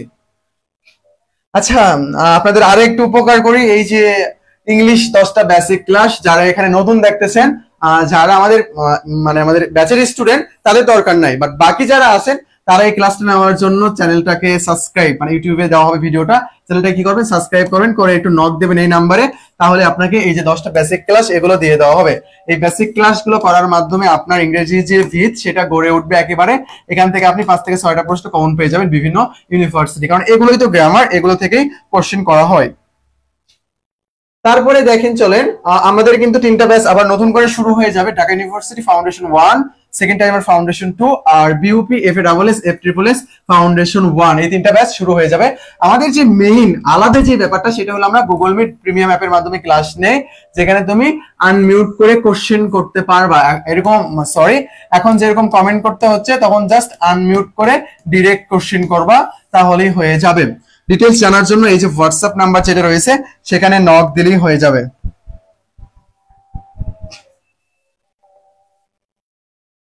আজকে আমাদের জিকে এমসিকিউ প্রায় 33টার মতো রয়েছে। 33টার মতো আমরা জিকে এমসিকিউ যেটা রয়েছে সেটা আমরা সলভ করবো। এখন আমাদের অনেকগুলো এমসিকিউ রয়েছে। আচ্ছা, তারপরে আমি যদি আমাদের টিমমেট সম্পর্কে একটু দেখাই, আবির মাহমুদ রয়েছে। আশা করি আলাদা করে পরিচয় দেওয়ার দরকার নাই, ওরে সবাই চেনো। তারপরে আমাদের কয়েকজন মেন্টর আপু রয়েছে, এই যে আমাদের জারিন তাসনিম আপু, পৃথা আপু, তারপর দিলরুবা দিনা আপু, তারপরে আমি রয়েছি। আমরা কিন্তু সবাই বিভিন্ন ইউনিভার্সিটি থেকে। আমাদের কাছে অ্যাড হয়ে যাওয়ার মাধ্যমে তুমি দিন রাত 24 ঘন্টা যে কোনো কোশ্চেন দেবা, আমরা সেটা তোমাকে সলভ করে দেবো আর কি। আমরা সবসময় তোমাদের কোশ্চেনের জন্য অপেক্ষা করব। তারপরে আমরা নেক্সট দেখি, চলো আমাদের নেক্সট কোশ্চেন যেটা 1954 সালের 21 দফার কত দফায় লাহোর প্রস্তাবের কথা উল্লেখ আছে এবং সেই দফা অনুযায়ী কি করা হয়েছিল, 6 দফা রচনা করা হয়। এখানে কিন্তু কয়েকটা বিষয় চলে আসছে। একটা হলো 1954, এই 1954 সালে কি করা হয়েছিল, 54 সালে কি করা হয়, আমাদের যুক্তফ্রন্ট নির্বাচন হয়। এই 21 দফা, এই 21 দফার প্রথম দফা যেটা ছিল সেটা কি আমাদের রাষ্ট্রভাষা বাংলা, এটা নিয়ে কথা বলা হয়েছিল। এই দফার মধ্যে লাহোর প্রস্তাবের কথা উল্লেখ আছে কত দফায়, এবং সেই অনুযায়ী 6 দফা রচিত হয়। অর্থাৎ লাহোর প্রস্তাব অনুযায়ী কিন্তু 6 দফাটা রচনা করা হয়। তাহলে 6 দফা রচিত হয়েছে কিসের মাধ্যমে, লাহোর প্রস্তাব অনুযায়ী। লাহোর প্রস্তাব অনুযায়ী 6 দফা কি হয়, রচিত হয়। এটা একটু আমাকে বলেন, এটা কত নং দফায় উল্লেখ ছিল, 18, 19, 23, সরি 20 নাকি 21? এই তিনটার মধ্যে কোনটা হবে? আমি জানি আপনারা এটা পারবেন না, আন্দাজে একটু বলেন। হ্যাঁ, সাবস্ক্রাইব করলে নাম বলে দেবো, সমস্যা নাই। Please subscribe our YouTube channel. আবার হ্যাং করতেছে, হ্যাং করার তো কথা না। এটার একটু উত্তর করেন যে 1954 সালের 21 দফার কত দফায় লাহোর প্রস্তাবের কথা উল্লেখ আছে এবং সে অনুযায়ী 6 দফা রচিত হয়। অর্থাৎ আমাদের যে 6 দফা যেটা, এটাই কিন্তু কি হিসেবে রচিত হয়েছে, লাহোর প্রস্তাব অনুযায়ী কিন্তু রচিত হয়েছে। এটার একটু হ্যাঁ আমি জানি আপনারা শিওর না। আচ্ছা, এটার উত্তর কেউ করতেছেন না। আচ্ছা থাক, আমি বলতেছি, এটা হলো 19 নং দফায় বলা ছিল লাহোর প্রস্তাবের কথা নিয়ে। আশা করি আপনারা বিষয়টা বুঝতে পেরেছেন। এটা কিন্তু একটা আনকমন কোশ্চেন, এটা একটু সুন্দর করে নোট করে নিন। এখান থেকে কিন্তু আমরা আরেকটা বিষয় জানলাম, সেটা হলো কি 6 দফা রচনা করা হয়েছে কিন্তু লাহোর প্রস্তাব অনুযায়ী। আশা করি আপনারা বিষয়টা বুঝতে পেরেছেন। না, এটা বুঝলাম না আমি কাহিনী। এই যে দেখেন এমরোজ এখানে প্রশ্ন মানে উত্তর দিয়েছেন ঘ, তারপরে সাদাত ঘ, তারপরে মিথিলা জানি না, এই সিরিয়ালে ঘ ছিল, তারপরে মনে হয় সোরাইয়া সামথিং আর কি। এটা কিন্তু আসলে ঠিক না। আচ্ছা আচ্ছা, না পারলে বলতে হবে না, সমস্যা নাই মিথিলা আপু। আমরা নেক্সটে দেখি চলেন। আওয়ামী লীগের ওই আচ্ছা এক সেকেন্ড, আমি একটু ঠিক করে নিই এটা।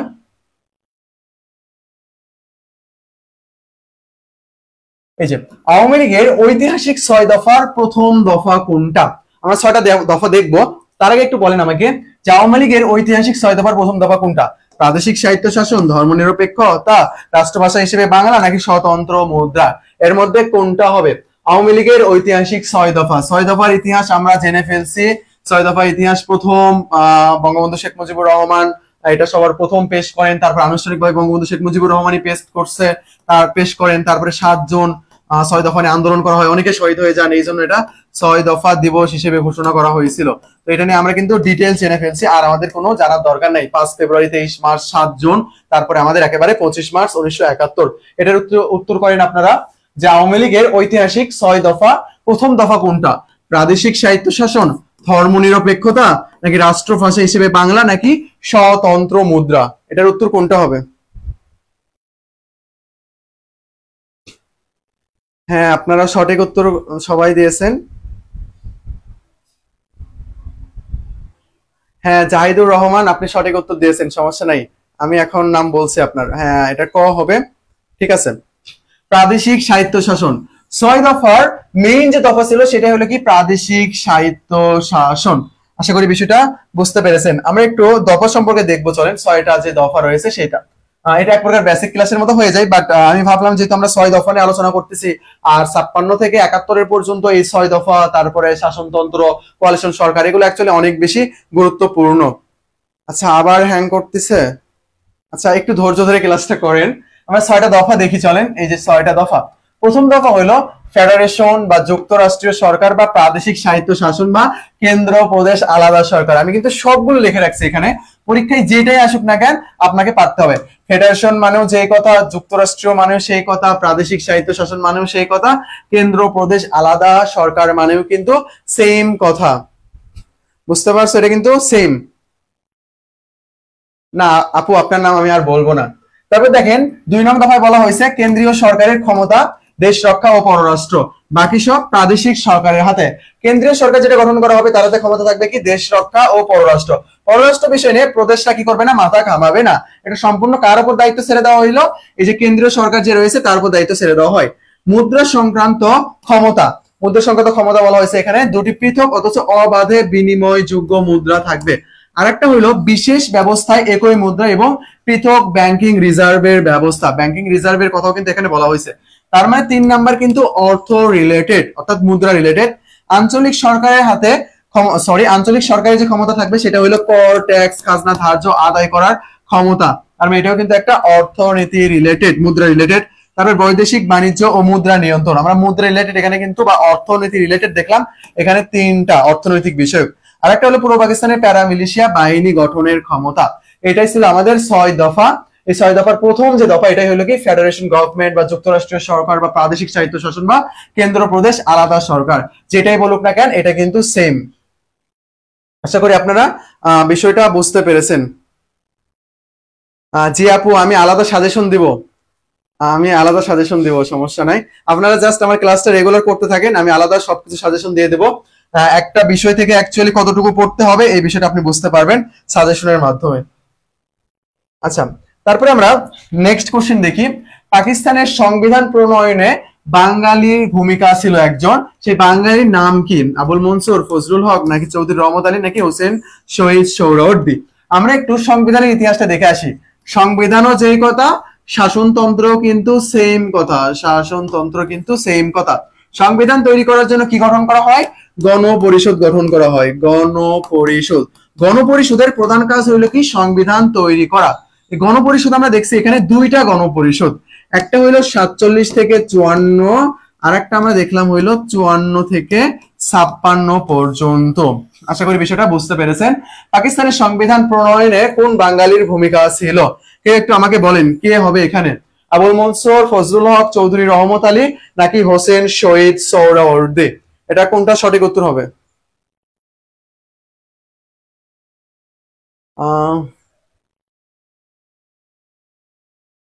আচ্ছা আচ্ছা, ঠিক আছে, সমস্যা নাই। আপনারা উত্তর করেন এটার উত্তর করেন। সংবিধান প্রণয়নে কোন বাঙালি ভূমিকা পালন করেছিল? প্রশ্নগুলো কিন্তু একটু কঠিন টাইপের, এগুলো একটু ভালোভাবে নোট করে নেবেন, তাহলে আপনার আর কখনোই ভুল হবে না। কেউ একজন একটা কমেন্ট করছেন দেখে সবাই সেম কমেন্ট এরকম কিন্তু করিয়েন না, এরকম কিন্তু করা যাবে না। নিজে থেকে বলেন যে এটা।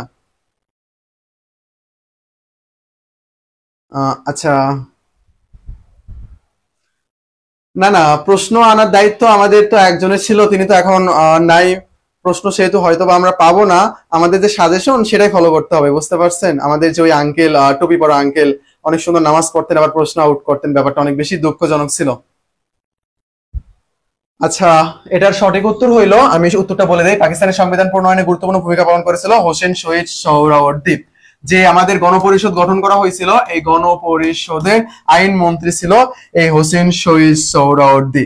হোসেন শহীদ সোহরাওয়ার্দী পাকিস্তানের সংবিধান প্রণয়নে গুরুত্বপূর্ণ ভূমিকা পালন করেছেন। আশা করি বিষয়টা বুঝতে পেরেছেন আপনারা। তারপর আমরা দেখি, চলেন। তারপর আরেকটা কোশ্চেন আসছে আমাদের, সেটা হইলো বঙ্গবন্ধু শেখ মুজিবুর রহমান লাহোর সংবাদ সম্মেলনে আনুষ্ঠানিকভাবে 6 দফা ঘোষণা করেন কবে? দেখেন, এটা কিন্তু লাহোর সংবাদ সম্মেলন, এখানে বলা হচ্ছে আনুষ্ঠানিকতার কথা, তাহলে আনুষ্ঠানিক কবে করছে এটা একটু উত্তর করেন। আর এই সময় বঙ্গবন্ধু শেখ মুজিবুর রহমান কিন্তু আওয়ামী লীগের সভাপতি ছিলেন এই সময়। এটা একটু আমরা উত্তর করি সবাই। আপনারা দেখে একটু উত্তর করেন। হোসেন শহীদ সোহরাওয়ার্দী, জি ওটা হয়েছে। জি আপু আপনি ঠিক বলছেন, ক্লাস বাদ দিয়ে একজন একজন করে নাম বললে ওরা ঢাকা ইউনিভার্সিটির চান্স পেয়ে যাবে। আচ্ছা এটা একটু উত্তর করি আমরা। শেখ মুজিবুর রহমান লাহোর সংবাদ সম্মেলনে আনুষ্ঠানিকভাবে 6 দফা ঘোষণা করেন কবে? এটা একটু আমাকে উত্তর করেন সবাই যে এটা কখন হয়েছে। দেখেন আমি কিন্তু প্রত্যেকটা অপশনের আপনাদেরকে সুন্দর করে ব্যাখ্যা করে দিচ্ছি, আপনারা অমনোযোগী না হয়ে জাস্ট মনোযোগ দিয়ে এই অপশনগুলো যে ব্যাখ্যা করতেছে এগুলো একটু নোট করবেন এবং সঠিক উত্তরের কথা যখন বলবো কমেন্ট করে জানাবেন, তাহলেই হয়ে যাবে। এটার একটু উত্তর করি আমরা। জি হ্যাঁ, আপনাদের উত্তরগুলো সঠিক হয়েছে। বঙ্গবন্ধু শেখ মুজিবুর রহমান লাহোর সংবাদ সম্মেলনে আনুষ্ঠানিকভাবে 6 দফা ঘোষণা করেন কবে? 23 মার্চ 1966 সালে। লাহোর সংবাদ সম্মেলন, বঙ্গবন্ধু শেখ মুজিবুর রহমান সেই সময় সভাপতি ছিল। 23 মার্চ 1966-তে আনুষ্ঠানিকভাবে ঘোষণা করা হয়েছে। 23 মার্চ পাকিস্তান দিবস। 23 মার্চ 1940 সালে লাহোর প্রস্তাব উত্থাপন করা হয়। লাহোর প্রস্তাবের কোথাও পাকিস্তান শব্দটার উল্লেখ ছিল না, তবু এটাকে পাকিস্তান প্রস্তাব বলা হইতো।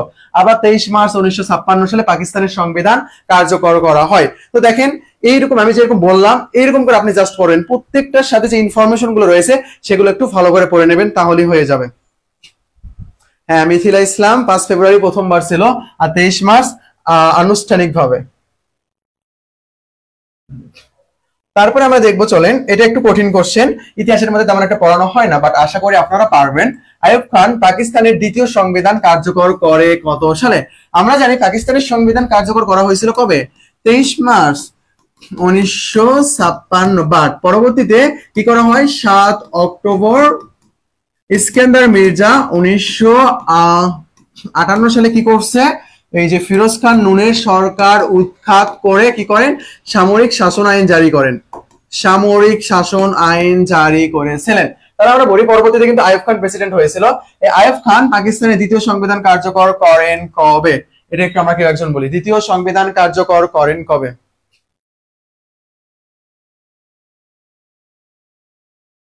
এটা একটু বলি, 1956, 1958, 1959 নাকি 1965? এমসিকিউ এর একটু ভালোভাবে খেয়াল করতে হবে আমাদের, একটু যদি আমরা মিস্টেক করে ফেলি বিভিন্ন এমসিকিউ এর উত্তর কিন্তু বিভিন্ন রকম হয়ে থাকে, তো এটা একটু আমাদের খেয়াল করতে হবে। হ্যাঁ শারমিন সুলতানা আপনার উত্তর একেবারে সঠিক হয়েছে, 1962। 1962 আইয়ুব খান পাকিস্তানের দ্বিতীয় সংবিধান কার্যকর করে কবে? দ্বিতীয় সংবিধান কার্যকর করেছে 1962 সালে। আর অধ্যাদেশ যেটা জারি করেছিল মৌলিক গণতন্ত্র, ওটা কিন্তু 1959 সালে। আশা করি বিষয়টা বুঝতে পেরেছেন। আমরা নেক্সট কোশ্চেন দেখি, চলেন। 1969 সালের 11 দফা আন্দোলনের প্রথম দফা কি ছিল? 62 শিক্ষানীতি বাতিল। আচ্ছা এটা একটু মিস্টেক হয়েছে, এখানে না, এটা এই পর্যন্ত, অপশনটা এই পর্যন্ত। 62 শিক্ষানীতি বাতিল, আগরতলা মামলার অভিযুক্তদের মুক্তি, কৃষকদের ওপর থেকে কর ও খাজনা হ্রাস, নাকি এই যে এটার সাথে এইটা হবে, মিস্টেক হয়েছে এটা, এই যে এখানে এটা, নাকি 6 দফার প্রেক্ষিতে পূর্ব পাকিস্তানের পূর্ণ সাহিত্য শাসন? এখানে অ্যাকচুয়ালি কোনটা সঠিক উত্তর হবে এটা একটু বলেন। 1969 সালের 11 দফা আন্দোলনের প্রথম দফা কোনটা ছিল? আমরা জানি 1969 সালে আমাদের কি হয়েছে? গণ অভ্যুত্থান হয়েছে। এখানে ছাত্রদের কর্তৃক কয়টা দফা দেওয়া হয়েছিল? 11টা দফা দেওয়া হয়েছিল। এই 11 দফার প্রথম দফা কোনটা ছিল যদি কেউ একজন বলতেন এটা?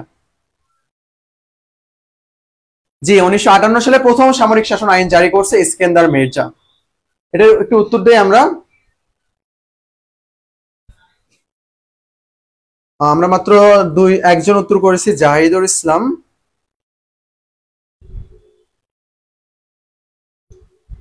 আচ্ছা একজন খ করেছে, দেখে আপনারা সবাই দেখি খ উত্তর করতেছেন, এটা কিন্তু সঠিক উত্তর না। না না এটা সঠিক উত্তর না। যেভাবে আপনি কমেন্ট করে লেখলেন এত কনফিডেন্স, বাট সঠিক উত্তর এটা না। দেখেন 1969 সালের 11 দফা আন্দোলনের প্রথম দফা ছিল 62 শিক্ষানীতি বাতিল। 62 শিক্ষানীতি বাতিল। 1969 সালের গণ অভ্যুত্থান অ্যাকচুয়ালি কিসের জন্য হয়েছিল? গণ অভ্যুত্থান হওয়ার পিছনে কারণ ছিল এই 62 শিক্ষানীতি এবং বঙ্গবন্ধুকে গ্রেফতার। বঙ্গবন্ধুকে গ্রেফতার, বঙ্গবন্ধুকে গ্রেফতার এবং এই 62 শিক্ষানীতি, এই ঝামেলাগুলো নিয়েই কি হয়েছিল? 69 গণ অভ্যুত্থান হয়েছিল। এখানে 11 দফা দেওয়া হয়েছিল ছাত্রদের থেকে। এখানকার প্রথম দফা ছিল 62 শিক্ষানীতি বাতিল। আর শেষ দফা কোনটা জানেন? আপনারা যেটা উত্তর করেছেন এটা হলো শেষ দফা। শেষ দফা শেষ দফা হইল আগরতলা মামলায় অভিযুক্তদের মুক্তি, মানে আগরতলা মামলায় যাদেরকে গ্রেফতার করা হয়েছে এদেরকে কি করতে হবে, মুক্তি দিতে হবে। আশা করি বুঝতে পারছেন বিষয়টা। হ্যাঁ আনিকা তাহসিন আপনার উত্তরটা সঠিক হয়েছে, এটা কিন্তু ক নাম্বার। 1969 সালের 11 দফা আন্দোলনের প্রথম দফা ছিল কি, 62 শিক্ষা নীতি বাতিল। এই সময় কিন্তু আমরা আন্দোলনও করেছিলাম, আন্দোলন করে 17 সেপ্টেম্বর আমাদের অনেকেই মারা যায়, যার কারণে 17 সেপ্টেম্বর আমাদের কি দিবস, 17 সেপ্টেম্বর আমাদের জাতীয় শিক্ষা দিবস। আমি আপনাদেরকে বারবার বলতেছি একটা বিষয় পড়ার সময় সেটার সাথে সম্পর্কিত যে অন্যান্য বিষয়গুলো রয়েছে সবগুলো একটু ভালোভাবে পড়ে নেবেন। যখন আপনি একটার সাথে সম্পর্ক করে অন্যান্য বিষয়গুলো পড়বেন তখন আপনার এই বিষয়গুলো সহজেই মনে থাকবে, কোনো ঝামেলা হবে না।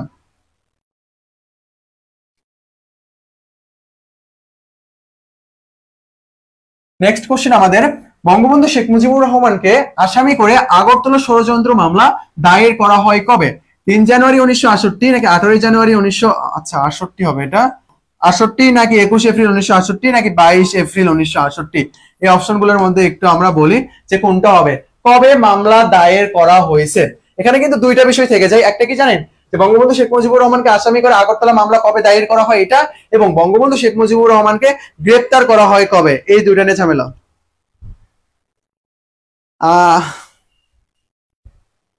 ডিটেলস অ্যাকচুয়ালি পড়তে হবে, আমি যেরকম করে আপনাদেরকে ব্যাখ্যা দিয়ে পড়াচ্ছি না এরকম করে পড়বেন। আর আমি ক্লাস নিলেই হ্যাং যে কিসের জন্য করতেছি আমি অ্যাকচুয়ালি বুঝতে পারতেছি না।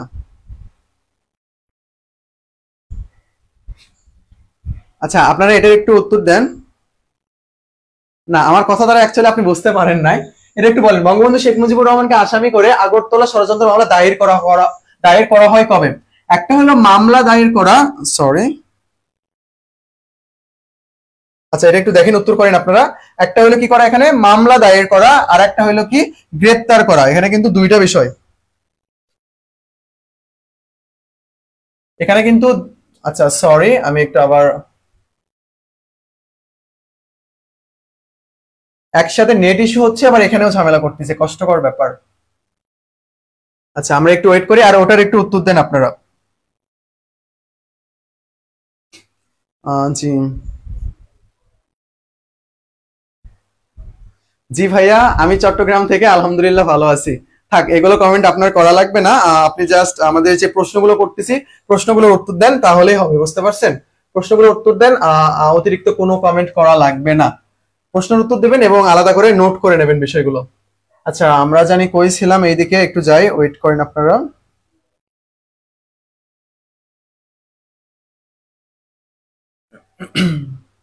হ্যাঁ এটা আমরা পড়ে ফেলছি, আমরা এইখানে ছিলাম। এটার একটু উত্তর করেন আপনারা সবাই, যে বঙ্গবন্ধু শেখ মুজিবুর রহমানকে আসামি করে, নট গ্রেপ্তার, এখানে কিন্তু আসামি করে কবে ষড়যন্ত্র মামলা দায়ের করা হয়? 3 জানুয়ারি 1968 নাকি 18 জানুয়ারি 1968 নাকি 21 এপ্রিল 1968? এই চারটার মধ্যে কোনটা হবে সঠিক উত্তর?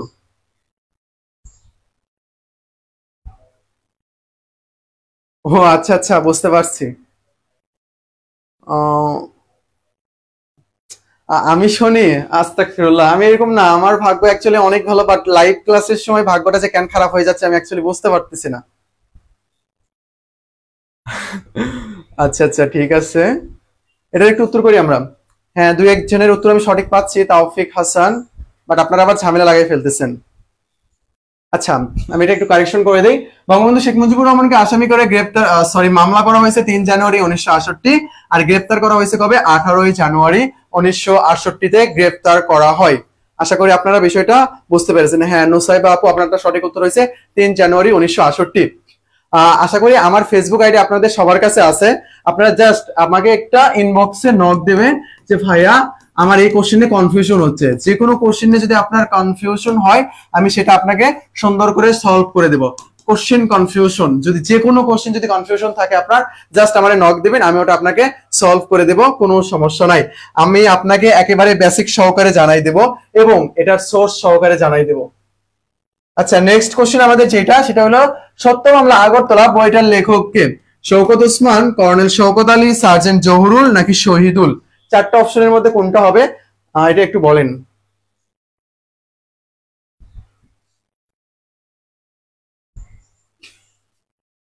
হ্যাঁ মিথিলা আপু আমি আপনাকে একটা কোশ্চেন করি, আপনি বলছেন যে 18 জানুয়ারি গ্রেফতার করা হয়, 22 তারিখ মামলা প্রত্যাহার করা হয়, এই 22 তারিখটা অ্যাকচুয়ালি কোন সালের এবং এটা কোন মাসের, এটা একটু আমাকে বলেন। আচ্ছা, সবাইকে বললাম। আচ্ছা, এটা একটু বলেন, সত্য মামলা আগরতলা বইটির লেখককে? শওকত উসমান, কর্নেল শওকত আলী, নাকি সার্জেন্ট জহুরুল, নাকি শহীদুল ইসলাম? এটার উত্তর কোনটা হবে? কেউ একটু আমাকে বলেন। সত্য মামলা আগরতলা এটার একটা বই, যেটার বইয়ের লেখককে? এই কয়েকজনে কিন্তু গুরুত্বপূর্ণ, মানে এই দুইটা নামের মধ্যে ঝামেলা হবে অ্যাকচুয়ালি। আপনাদের দেখি আপনারা কি ঝামেলা করতেছেন কিনা। আপনারা এটা একটু উত্তর দেন। হ্যাঁ, আমি যে কোশ্চেনটা করছিলাম নুসাইবা আপু আপনি উত্তর দিয়েছেন। 1969 সালের 22 ফেব্রুয়ারি বঙ্গবন্ধুকে মুক্তি দেওয়া হয় এবং তারপরের দিনে কিন্তু 23 ফেব্রুয়ারি 1969 সালে শেখ মুজিবুর রহমানকে তোফাইল কিন্তু বঙ্গবন্ধু যে উপাধি যেটা আর কি সেটা দিয়েছিল।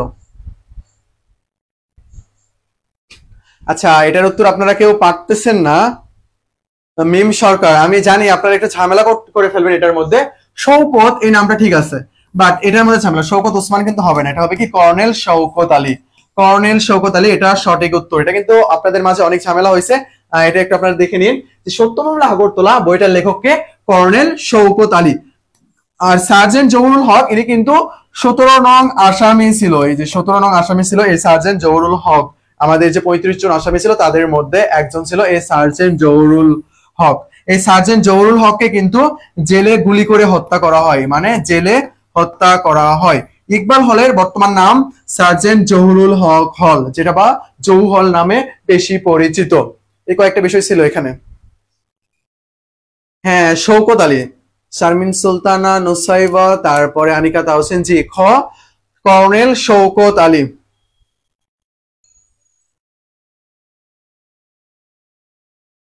আচ্ছা, আমরা নেক্সট দেখি, চলেন নেক্সট কোশ্চেন আমাদের।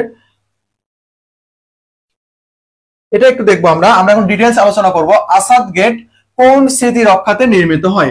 1952 সালের ভাষা আন্দোলন, 1966 সালের 6 দফা আন্দোলন, নাকি 1969 সালের গণ অভ্যুত্থান, নাকি 1971 সালের মুক্তিযুদ্ধ?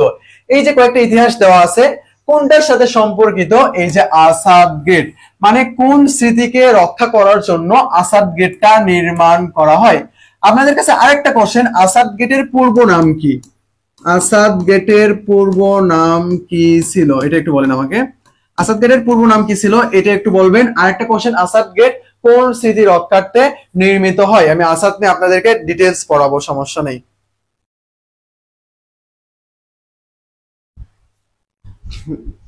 জি জি জি জি আপু আপনি বলছেন, আমি দেখছি, সমস্যা নাই। জি, আপনারা যারা উত্তর করতেছেন, তয়ানুর, মিম সরকার, আপনাদের সবার উত্তর সঠিক। এটা কত হয়েছে? 1969 সালের গণ অভ্যুত্থান। আচ্ছা, এখানে তো বেসের স্টুডেন্ট অনেকগুলো রয়েছে, আমি তো আপনাদেরকে ক্লাসগুলো করাইছিলাম অনেক সুন্দর করে বেসিক ক্লাস। আমি আপনাদের কয়েকটা কোশ্চেন করি। এই যে আসাদ, আসাদ কবে মারা যায় এটা একটু বলেন আমাকে। আসাদ কবে মারা যায়, এটা একটা কোশ্চেন। আর একটা কোশ্চেন হইল আসাদের ষাট, এটা রচিয়তাকে? ষাট রচিয়তা, এটা রচিয়তাকে? এই দুইটা বিষয় আমাকে একটু বলেন। আর আরেকটা কোশ্চেন, সেটা হলো মতিউর রহমান মল্লিক। আচ্ছা, মতিউর কবে মারা যায়? কবে মারা যায়? আরেকটা কোশ্চেন, সেটা হলো গণ অভ্যুত্থান দিবস কবে? গণ অভ্যুত্থান দিবস কবে? এটা একটু উত্তর দেন। আচ্ছা, এটা 1, এটা 2, এটা 3, এটা 4। আচ্ছা, 1, 2, 3, 4 এই কয়েকটা উত্তর দেন। এবং আসাদ গেট কোন স্মৃতি রক্ষার্থে নির্মাণ করা হয়েছে? দেখলাম আমরা 1969 সালের গণ অভ্যুত্থান। আসাদ কে? আসাদ হইল একজন ব্যক্তি যার নাম হইল কি আমানুল্লাহ আসাদ। আমানুল্লাহ আসাদ ইনি মারা যায় গণ অভ্যুত্থানের। ইনি হইল গণ অভ্যুত্থানের প্রথম শহীদ। প্রথম শহীদ ছিল এই যে আমাদের আমানুল্লাহ আসাদ, যার স্মৃতি রক্ষার্থে আসাদ গেট নির্মাণ করা হয়েছিল। আচ্ছা, আপনারা একটু উত্তর দেন, আমি একটু ডিটেলস বলতেছি। হ্যাঁ, আমি প্রথম প্রশ্নের উত্তরটা বলে দেই। ইনি হইল আমাদের প্রথম শহীদ, তার স্মৃতি রক্ষা করার জন্য এই আসাদ গেটের বর্তমান নাম কি হয়? সরি, আইয়ুব গেটের বর্তমান নাম হয় হইল আসাদ গেট। তাহলে আসাদ গেটের পূর্ব নাম কি ছিল? আইয়ুব গেট। আইয়ুব গেট ছিল আসাদ গেটের পূর্ব নাম। আশা করি বিষয়টা বুঝতে পেরেছেন। হ্যাঁ, আইয়ুব গেটেরটা আমাদের শেষ। হ্যাঁ, আমি দুইটা কোশ্চেন করছিলাম আপনাদেরকে যে আসাদ গেট কোন স্মৃতি রক্ষার্থে নির্মিত হয়? 1969 সালের গণ অভ্যুত্থান। এই গণ অভ্যুত্থানের প্রথম শহীদ হইল এই যে শহীদ আসাদ অর্থাৎ আমানুল্লাহ আসাদ। তার স্মৃতি রক্ষা করার জন্য আইয়ুব গেট নামে একটা গেট ছিল, সেই গেটটার নাম পরিবর্তন করে কি রাখা হয়? আসাদ গেট রাখা হয়।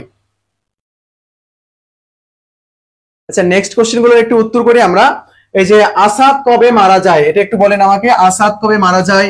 তারপরে আসাদের ষাট, এটা রচিয়তাকে। মতিউর রহমান কবে মারা যায়? তারপরে গণ অভ্যুত্থান দিবস কবে? এখানে মতিউর রহমান মল্লিক, যিনি গণ অভ্যুত্থানের একজন অন্যতম শহীদ, এটার কথা বলছে। আনিকা তাহসিন আপু, হ্যাঁ। তারপরে মিথিলা ইসলাম, আপনাদের উত্তর সঠিক হয়েছে। তারপরে নুসাইবা, জি আপু। দেখেন আসাদ কবে মারা যায়? আসাদ মারা যায় কিন্তু 20 জানুয়ারি।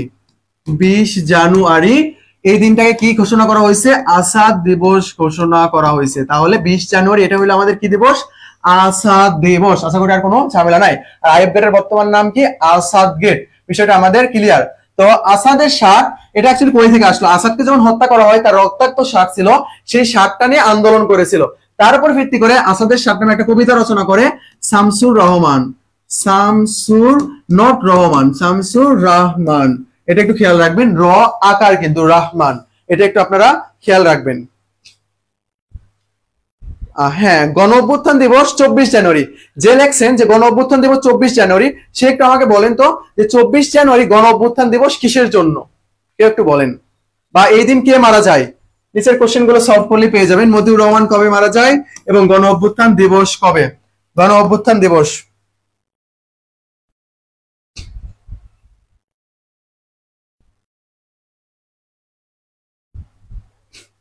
আচ্ছা, আশা করি। আচ্ছা, আপনাদের কি নেট প্রবলেম হচ্ছে?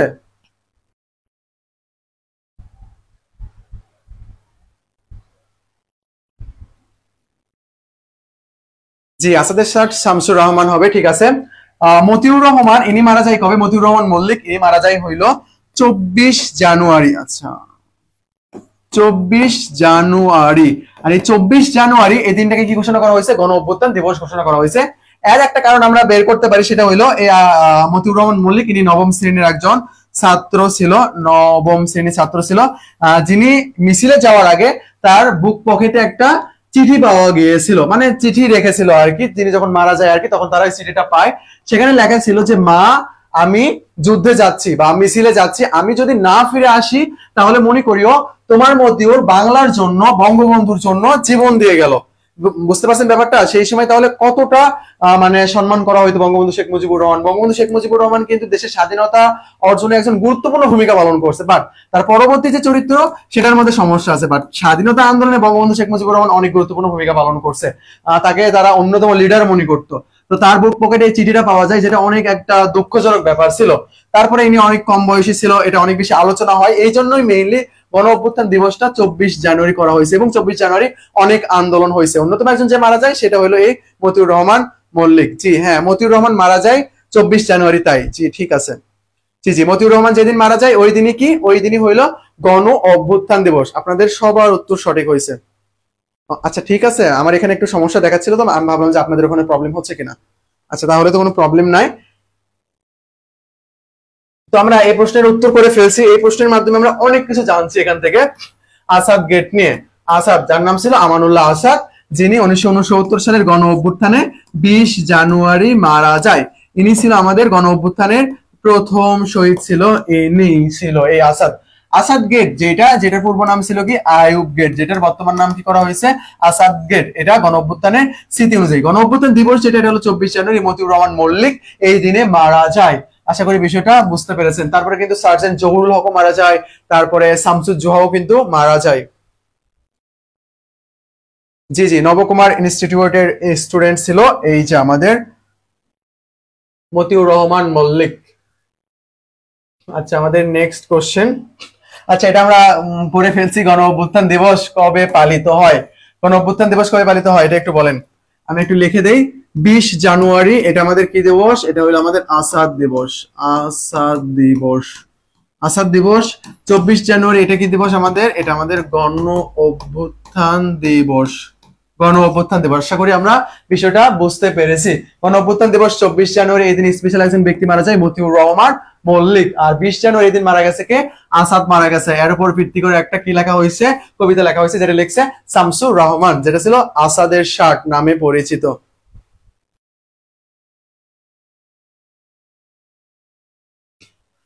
আচ্ছা, আপনারা একটু সবাই সঠিক উত্তর দেন। আচ্ছা আচ্ছা, ঠিক আছে, আপনারা অ্যান্সারই করেন, জাস্ট অন্যান্য কমেন্ট করতে হবে না।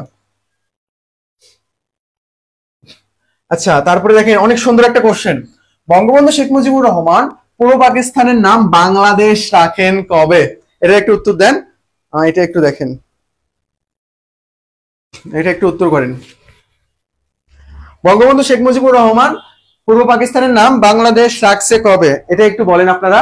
5 ডিসেম্বর 1963, নাকি 5 ডিসেম্বর 1969, নাকি 3 ডিসেম্বর 1965, নাকি 4 ডিসেম্বর 1969? এটা কোনটা সঠিক উত্তর হবে? এটা একটু আপনারা জানান আমাকে।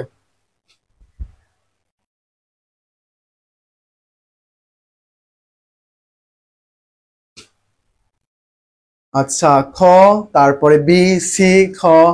হ্যাঁ, ঠিক আছে। আচ্ছা ঠিক আছে, আমি বলতেছি, যেহেতু আপনি এত কনফিডেন্টলি বলছেন, তার মানে এটা সঠিক হওয়া উচিত। তো দেখেন, আমরা একটু ইতিহাস দেখব। ইতিহাসটা হইলো 5 ডিসেম্বর 1963, এই দিনে কি হয়েছে?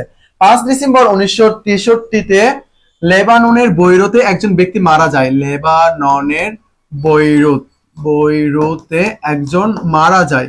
এই ব্যক্তিটার নাম কি? কেউ একজন বলেন তো। লেবাননের বৈরুতে একজন মারা যায়, গুরুত্বপূর্ণ একজন রাজনৈতিক ব্যক্তি ছিল। এই ব্যক্তিটার নাম কি? কেউ একজন বলি আমরা। হ্যাঁ, আপনারা সবাই সঠিক উত্তর দিচ্ছেন, মাশাআল্লাহ। এই ব্যক্তিটার নাম বলেন। লেবাননের বৈরুতে একজন মারা যায় একজন ব্যক্তি, সেটা হলো 5 ডিসেম্বর 1963 সালে। ব্যক্তিটার নাম কি?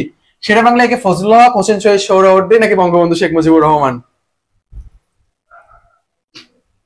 বলেন কেউ একজন। আচ্ছা আচ্ছা, আপনারা কেউ এখনো বলেন নাই, তাহলে আমি এই প্রশ্নটা সলভ করে দিচ্ছি। দেখেন, 5 ডিসেম্বর 1963 সালে বঙ্গবন্ধু রাজনৈতিক গুরু গুরু হোসেন শহীদ সোহরাওয়ার্দী লেবাননের বৈরুতে মারা যান তিনি। এই মারা যাওয়ার যে দিনটা ছিল, সেটা হলো 5 ডিসেম্বর 1963। 5 ডিসেম্বর 1969 ছিল এই যে হোসেন শহীদ সোহরাওয়ার্দীর ষষ্ঠ মৃত্যুবার্ষিকী। ষষ্ঠ মৃত্যুবার্ষিকী, ষষ্ঠ মৃত্যুবার্ষিকী ছিল কবে? এই যে 5 ডিসেম্বর 1969 সালে। যেহেতু একটা রাজনৈতিক ব্যক্তির মৃত্যুবার্ষিকী, তার মানে এখানে কিন্তু রাজনীতি নিয়েই আলোচনা করা হবে। রাজনীতি নিয়ে কি করা হবে? আলোচনা করা হবে। হ্যাঁ, এখন আপনার উত্তর দিচ্ছেন, সঠিক উত্তর জি, হোসেন শহীদ সোহরাওয়ার্দী। না না, বিদেশি লোক না, ইনি দেশি লোক, বাট ওখানে যে মারা যায় আর কি। হোসেন শহীদ সোহরাওয়ার্দী। তো তো রাজনীতি নিয়ে কিন্তু আলোচনা হবে। তো ষষ্ঠ মৃত্যুবার্ষিকীতে বঙ্গবন্ধু শেখ মুজিবুর রহমান বলেন, আজ থেকে এই ভূখণ্ডের নাম হবে কি? বাংলাদেশ। আজ থেকে এই ভূখণ্ডের নাম কি হবে? আজ থেকে এই ভূখণ্ডের নাম হবে বাংলাদেশ। আশা করি আপনারা বিষয়টা বুঝতে পেরেছেন। দেখেন, 5 ডিসেম্বর 1963 কি হয়েছে? লেবাননের বৈরুতে হোসেন শহীদ সোহরাওয়ার্দী মারা যায়, এবং তার ষষ্ঠ মৃত্যুবার্ষিকী হইল 5 ডিসেম্বর 1969 সাল। এই সময় কি করে? এই সময় বঙ্গবন্ধু শেখ মুজিবুর রহমান বলেন, আজ থেকে এই ভূখণ্ডের নাম কি হবে? আজ থেকে এই ভূখণ্ডের নাম হবে হইল বাংলাদেশ। বাংলাদেশ। আশা করি বিষয়টা বুঝতে পারছেন। তো আমি যদি একটু আপনাদেরকে ইতিহাস বলি, চলেন আমরা একটু অতীতে যদি যাই, যে বাংলাটা নিয়ে কিভাবে কি হইলো। সর্বপ্রথম আমরা আসলাম বেঙ্গল প্রেসিডেন্সি। আচ্ছা, আমরা ব্রিটিশ শাসনামল থেকে শুরু করলাম, প্রাচীন থেকে না যাই। বেঙ্গল প্রেসিডেন্সি এটা গঠিত হয়েছে আমাদের কবে? আপনারা একটু বলবেন, এটা গঠিত হয় কবে?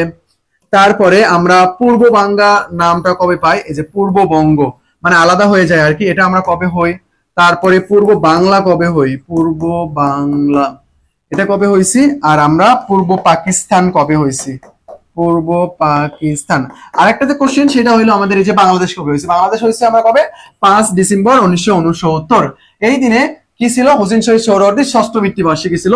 এই ষষ্ঠ মৃত্যুবার্ষিকীতে হোসেন শহীদ সোহরাওয়ার্দীর ষষ্ঠ মৃত্যুবার্ষিকীতে বঙ্গবন্ধু শেখ মুজিবুর রহমান বলেন, আজ থেকে এই ভূখণ্ডের নাম হবে কি? ভূখণ্ডের নাম হবে বাংলাদেশ। দেখেন, জাস্ট আপনি যদি এরকম করে পড়তেন যে বঙ্গবন্ধু শেখ মুজিবুর রহমান পূর্ব পাকিস্তানের নাম রাখেন বাংলাদেশ কবে? 5 ডিসেম্বর 1969। ব্যাপারটা কেমন হয়ে যাইতো না? যখন আপনি ব্যাকগ্রাউন্ড সম্পর্কে ভালোভাবে জানলেন, যে হ্যাঁ 5 ডিসেম্বর 1969 ছিল হোসেন শহীদ সোহরাওয়ার্দীর ষষ্ঠ মৃত্যুবার্ষিকী, এরকম কিন্তু অনেক সুন্দর।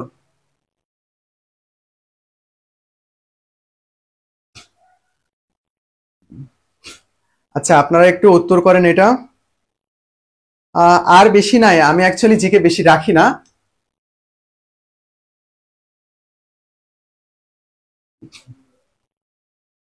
আচ্ছা, এটা একটু উত্তর করেন আপনারা।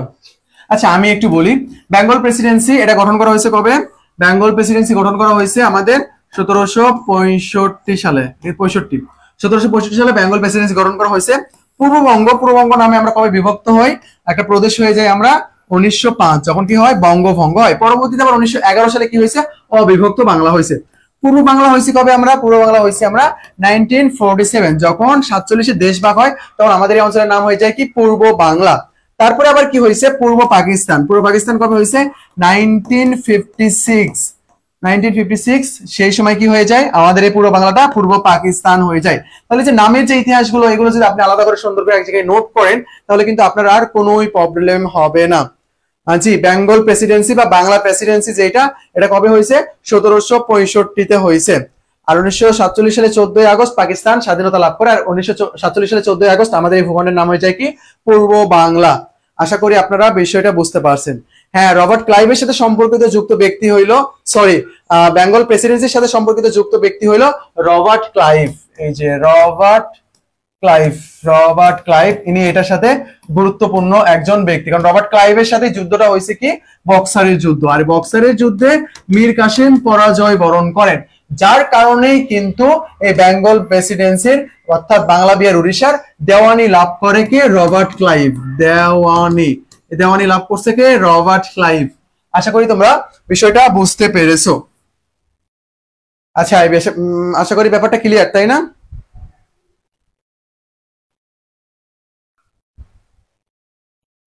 হ্যাঁ, রেসপন্স করতেছেন, অনেক ভালো লাগতেছে ব্যাপারটা। আচ্ছা, ঠিক আছে।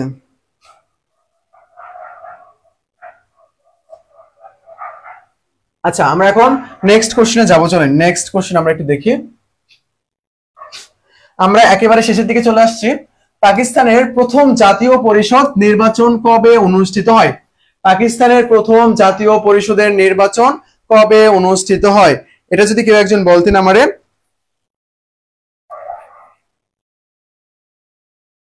প্রশ্নটা দেখার সাথে সাথে আপনারা একটু উত্তর করবেন, আমার বোঝাতে তাহলে অনেকটা সময় পেয়ে যাব।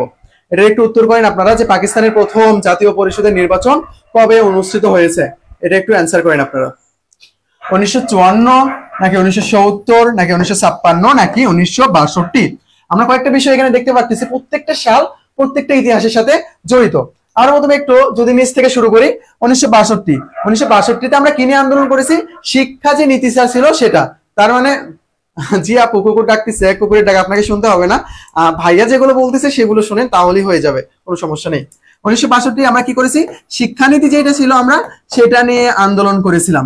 62 যে শিক্ষানীতি ছিল আমরা সেটা নিয়ে আন্দোলন করেছিলাম 1962-তে। আশা করি বিষয়টা বুঝতে পেরেছেন।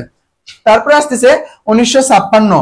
1956-তে আমাদের কি হয়েছে? 1956-তে আমাদের কোয়ালিশন সরকার গঠন হয়েছে। কোয়ালিশন সরকার এবং সংবিধান। তাহলে আমরা দেখতে পারলাম 1956 সালের সাথে দুইটা সম্পর্কিত বিষয়। একটা হলো কোয়ালিশন সরকার, যেটা গঠন করা হয়েছে কবে? 12ই সেপ্টেম্বর গঠন করা হয়েছে। আর সংবিধান কার্যকর হয় কবে? 23 মার্চ 1956। তাহলে 1956 সালের ক্লিয়ার ব্যাপারটা আমাদের কাছে ক্লিয়ার।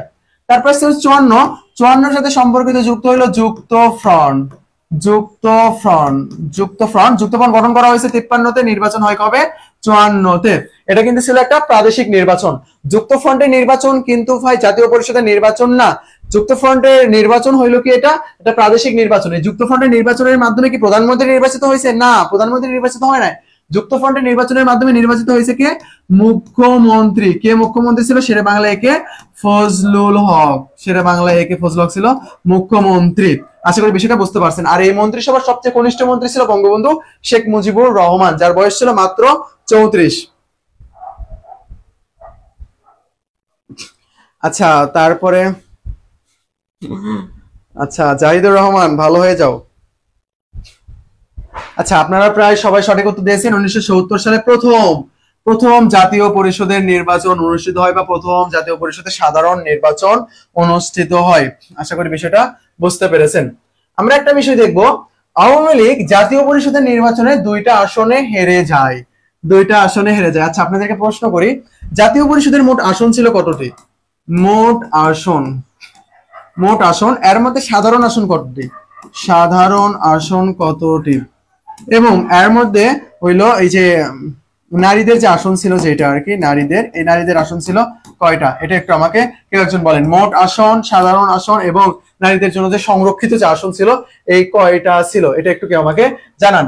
দেখেন আপনার প্রশ্ন দিয়ে খেয়াল করতে হবে, আসন নিয়ে যদি প্রশ্ন করা হয় তখন দেখবেন যে কি বলছে এখানে। এখানে কি মোট আসনের কথা বলছে, নাকি সাধারণ আসনের কথা বলছে, নাকি নারীদের আসনের কথা, মানে সংরক্ষিত আসনের কথা বলছে?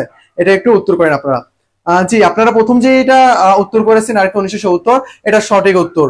হ্যাঁ, মিথিলা ইসলাম 1954 সালে এটা কি হয়েছে, যুক্ত ফ্রন্টে নির্বাচন হয়েছে।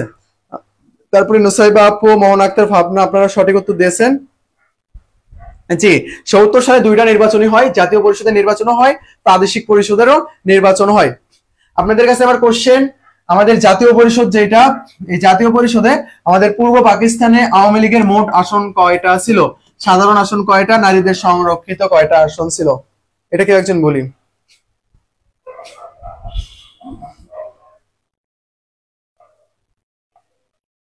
আচ্ছা, আচ্ছা আপনারা ওইটা বলছেন, আমি মেইনলি এই প্রশ্নটার আলোকে এই কোশ্চেনটা করছিলাম, তো এটার আলোকে একটু করছিলাম প্রশ্নটা, যে মোট আসন কয়টা? মোট আসন হইলো পূর্ব পাকিস্তানে 166টা, এর মধ্যে 7টা হইলো কি, 7টা হইলো সংরক্ষিত। আর সাধারণ আসন হইলো কয়টা? সাধারণ আসন হইলো আমাদের 162টা, সরি 5টা, এখানে মিস্টেক হয়ে গেছে, 69। আচ্ছা এটা একটু কারেকশন করে নেন।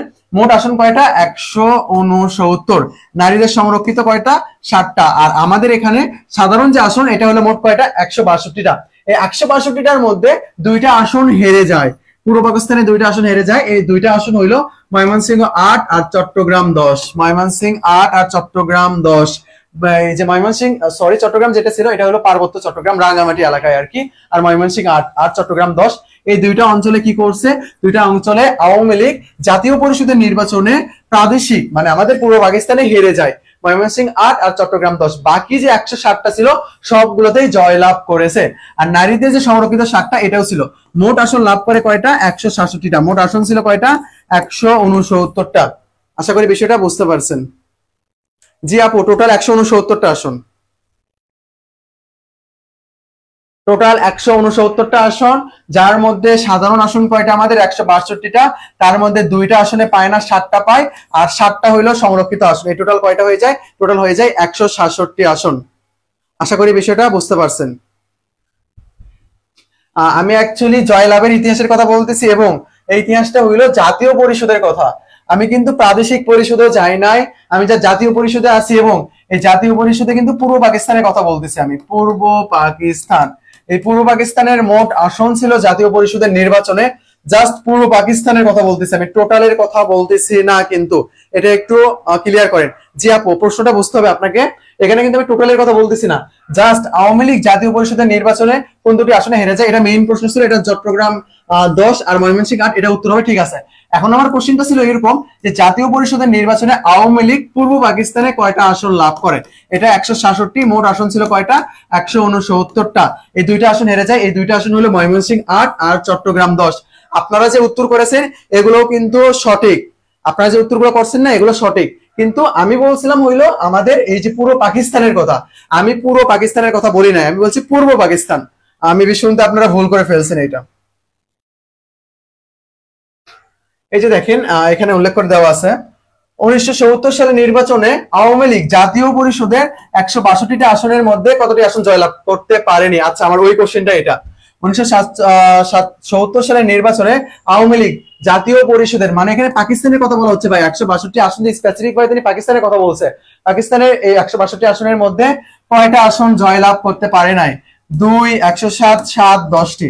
দেখেন দুইটা আসনে জয়লাভ করতে পারে নাই, যেটা আমরা কিছুক্ষণ আগে দেখে আসলাম, একটা হলো ময়মনসিংহ আর একটা হলো কি চিটাগং। চিটাগং 10, ময়মনসিংহ 8। আর এই 160টা আসনে কি করছে? 160টা আসনে জয়লাভ করছে। আর পরে এসে সংরক্ষিত আসন যখন যোগ হয়েছে তখন হয়েছে কতটি? 166টি। আমি আপনাদেরকে একটা কথা বলি, একটু মনোযোগ দিয়ে শোনেন। দেখেন, আপনি ভালোভাবে খেয়াল রাখবেন, এই যে নির্বাচনের আসনের কথা যখন বলবে, মোট আসনের কথা যদি আপনাকে কখনো বলে, আমি লিখে দিই একটু, মোট আসন, মোট আসন বললে কিন্তু সাধারণ আসন প্লাস সংরক্ষিত আসন এই দুইটাই কিন্তু হবে। সাধারণ আসন প্লাস সংরক্ষিত আসন এই দুইটা মিলে হবে কি মোট আসন। আর যদি স্পেসিফিক ভাবে বলে 162 এর মধ্যে কয়টা, তখন কিন্তু আপনি এরকম করে দেখাবেন যে 162 এর মধ্যে 160টা আসন লাভ করছে আর 2টা আসন লাভ করতে পারে নাই, সেটা হলো ময়মনসিংহ 8 আর চট্টগ্রাম 10। আর আসনের ক্ষেত্রে মাথাটা খুব খুব খুব ঠান্ডা রাখবেন।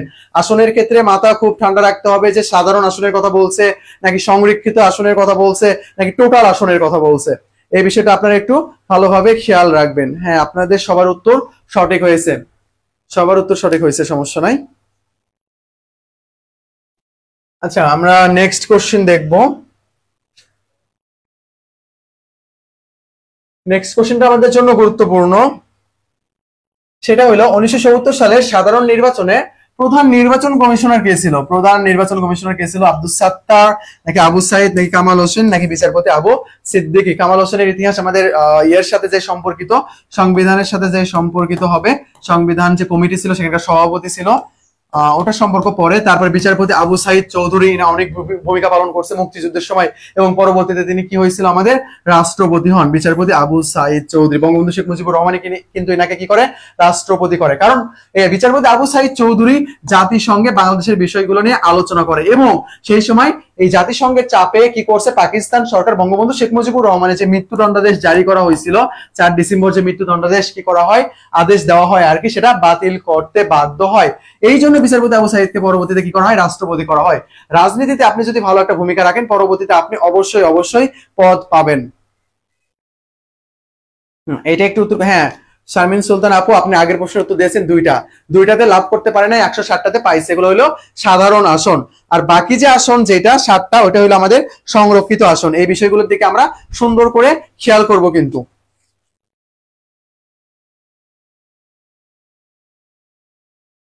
আচ্ছা, এটার একটু উত্তর করি আমরা। 1970 সালে নির্বাচনের প্রধান নির্বাচন কমিশনার কে ছিলেন? বিচারপতি আব্দুস সাত্তার নাকি বিচারপতি আবু সাইদ নাকি ডক্টর কামাল হোসেন নাকি বিচারপতি সিদ্দিক? কোনটা হবে? কেউ একজন বললি।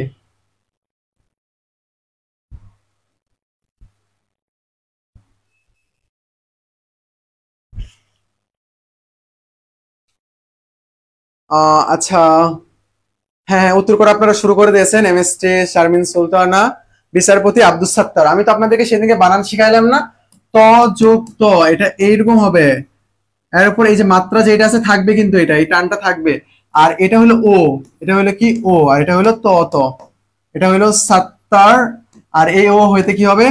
সা আর হবে, এরকম হয়ে যাবে আর কি, সাওয়ার এরকম হয়ে যাবে। বাট এটা কিন্তু হবে কি সাত্তার, মানে ডাবল টি আছে এখানে বা তয়ে ত এখানে কিন্তু আছে। এই বিষয়টা একটু আপনারা খেয়াল করবেন। বিচারপতি আব্দুস সাত্তার, বিচারপতি কি? বিচারপতি আব্দুস সাত্তার। জি, ক হবে। আপনারা সবাই সঠিক উত্তর দিয়েছেন, এটা বিচারপতি আব্দুস সাত্তার। আচ্ছা, আমরা মোটামুটি সবাই সঠিক উত্তর দিচ্ছি।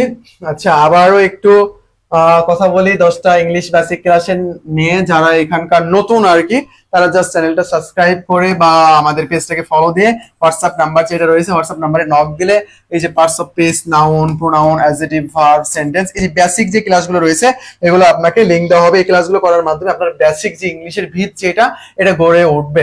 আপনি এটার মাধ্যমে 5 থেকে 6টা প্রশ্ন কমন পেয়ে যেতে পারেন। তারপরে দেখেন আমাদের 3টা ব্যাচ লঞ্চ হচ্ছে। এই যে Dhaka university foundation 1, second time foundation 2, যেটা এটা কিন্তু 2025 সালের শেষ অ্যাডমিশন পর্যন্ত চলতে থাকবে। ধরেন সামনে আমাদের বিউপি পরীক্ষা, তার মানে বিউপি স্টাইলে হবে। সিইউ পরীক্ষা সিইউ স্টাইল, আরইউ পরীক্ষা আরইউ স্টাইল, এরকম করে স্টাইলটাকে ফলো করা হবে। মানে প্যাটার্ন, এই যে বিউপি প্যাটার্ন কিরকম, সিইউ প্যাটার্ন কিরকম, আরইউ প্যাটার্ন কিরকম, এরকম করে ক্লাস নেওয়া হবে এবং পরীক্ষা নেওয়া হবে। এটা একবার 2025 সালের শেষ অ্যাডমিশন পর্যন্ত চলতে থাকবে। আর কেউ যদি জাস্ট বিউপির জন্য প্রিপারেশন নিতে চায় তার কি করতে হবে? এই যে ব্যাচটা রয়েছে এখানে জয়েন হয়ে গেলেই হয়ে যাবে। আমাদের মেইন যে ব্যাপারটা সেটা হলো আমরা ক্লাস নেই অ্যাকচুয়ালি এই যে গুগল মিট প্রিমিয়াম অ্যাপের মাধ্যমে, যার ফলে আপনি আনমিউট করে কিন্তু এখানে কোশ্চেন করতে পারবেন। এটা কিন্তু অনেক বড় একটা সুযোগ, ডিরেক্ট মেন্টরের সাথে যোগাযোগ করা যাবে। আপনার সিটটা কনফার্ম করার জন্য এই নাম্বারে, এই যে নাম্বারটা দেওয়া আছে এই নাম্বারে জাস্ট ক্যাশ ইন বা সেন্ড মানি করে দিলেই হয়ে যাবে। ডিটেইলস জানার জন্য হোয়াটসঅ্যাপ নাম্বার যেটা রয়েছে সেটাতে নক দেন। আর আমাদের এই যে টিমমেট রয়েছে আবির, তাসলিমা আপু, পৃথা আপু, দিনা আপু, আমি রয়েছি। আমরা আপনাদের দিনরাত 24 ঘন্টার জন্য রয়েছি, কোনো সমস্যা নাই। যে কোনো সমস্যা আমাদেরকে নক দেবেন। একটা কনফিউশন কোশ্চেন নিয়ে আপনি আলোচনা করতে যে বা গুগল সার্চ করতে যে অনেক টাইম ওয়েস্ট করবেন, জাস্ট আমাদেরকে নক দেবেন তাহলে হয়ে যাবে। আচ্ছা, তারপরে আমরা নেক্সট যে কোশ্চেনটা সেটা নিয়ে একটু আলোচনা করব। আচ্ছা, আমাদের নেক্সট বিষয় এই যে আমাদের সাকসেস যেটা আছে, সাকসেস লিস্ট আপনারা চাইলে দেখে নিতে পারেন, ডিসক্রিপশন বা কমেন্ট বক্সে দিয়ে দেওয়া হবে, এখান থেকে দেখে নিতে পারবেন, তাহলে আশা করি বুঝতে পারছেন, আর যদি দেখে নেন আর কি। তারপরে যে ব্যাপারটা সেটা হলো আমরা সেলিব্রেশন করব, তার মাধ্যমে বুঝতে পারবেন। ক্লাস মেইনলি আমাদের এই পর্যন্তই ছিল। এখন আমি একটু ডিটেলস আলোচনা করব ক্লাস নিয়ে, যে আমি অ্যাকচুয়ালি কোন পর্যন্ত আপনাদেরকে পড়ালাম এটা নিয়ে একটু কথা বলবো। চলেন, আমরা মেইনলি আজকে আলোচনাটা শুরু করছিলাম 1956 থেকে শুরু করে কোন পর্যন্ত, 56 থেকে শুরু করে আমাদের 70, সরি আচ্ছা ইংলিশে লিখছি, ঠিক আছে, 70 যে নির্বাচন হয়েছে এই পর্যন্ত কিন্তু আমরা আলোচনা করেছিলাম। 56 এটার সাথে আমরা দুইটা সাল ঘটনা দেখছিলাম, অ্যাকচুয়ালি দুইটা তারিখের সাথে সম্পর্কিত। একটা হলো 12 সেপ্টেম্বর। 12 সেপ্টেম্বর কি ছিল আমাদের? 12 সেপ্টেম্বর ছিল আমাদের কোয়ালিশন সরকার গঠন, কোয়ালিশন সরকার গঠন। আর আমরা আরেকটা দেখলাম হলো 23 মার্চ। 23 মার্চ অ্যাকচুয়ালি আমাদের কি ছিল? এই যে সংবিধানটা কার্যকর হয়ে যায়, সংবিধান কার্যকর হয়ে যায়। তাহলে 1956 সালে আমাদের দুইটা বিষয়, একটা হলো কোয়ালিশন আর একটা হলো কি সংবিধান কার্যকর। আপনাদের জন্য আমার দুইটা কোশ্চেন এখানে। কোয়ালিশন সরকার প্রধানমন্ত্রী কে ছিল? কোয়ালিশন সরকারের প্রধানমন্ত্রী কে ছিলেন? আর পাকিস্তান যে ইসলামী প্রজাতন্ত্র হয়ে যায় এই সময় প্রেসিডেন্ট কে ছিল? প্রেসিডেন্ট কে ছিল? এই দুইটা প্রশ্নের একটু আপনারা উত্তর করেন। যে 12 সেপ্টেম্বর যে 1956 সালে কোয়ালিশন সরকারটা গঠন করা হয়েছে, এই কোয়ালিশন সরকারের প্রধানমন্ত্রী কে ছিল? এবং 23 মার্চ সংবিধান কার্যকর করা হয় এবং একজন প্রেসিডেন্টকে নিয়োগ করা হয়, এই প্রেসিডেন্টের নাম কি ছিল? আর এমসিকিউ নাই, সবগুলো এমসিকিউ শেষ হয়ে গেছে। হ্যাঁ সুমন আলী, ওয়ালাইকুম আসসালাম, কেমন আছো তুমি? আচ্ছা, এটা একটু উত্তর করেন আপনারা। কোয়ালিশন সরকারের প্রধানমন্ত্রী কে? কোয়ালিশন সরকারের প্রধানমন্ত্রী এবং সংবিধান কার্যকর করার পর প্রথম যে প্রেসিডেন্টকে নিয়োগ দেওয়া হয় সেটা কে ছিল? আমি তারপরে ইতিহাসগুলো একটু আলোচনা করি। তারপরে আমরা চলে যাব একেবারে আমাদের 1958 সাল। 1958 সালের 7 অক্টোবর, এই সময় কার সরকার ছিল? ফিরোজ খান নুনের সরকার ছিল। এই নুনের সরকারটা উৎখাত করে কে? ইস্কান্দার মির্জা। ইস্কান্দার মির্জা কি করে? এই নুনের যে সরকার ছিল এটা উৎখাত করে তিনি কি করেন? সামরিক শাসন আইন জারি করে, সামরিক শাসন আইন জারি করে। ইনি সামরিক প্রধান হিসেবে নিয়োগ দিয়েছিল আইয়ুবকে। এই আইয়ুব খান কি করেন? পরবর্তীতে আবার এই ইস্কান্দার মির্জাকে সরিয়ে নিজেই সেই জায়গায় বসে যান, মানে প্রেসিডেন্ট হন। ব্যাপারটা আসলে অ্যাকচুয়ালি অন্যরকম ছিল। আচ্ছা, আপনারা কি উত্তর করেছেন এই দুইটা?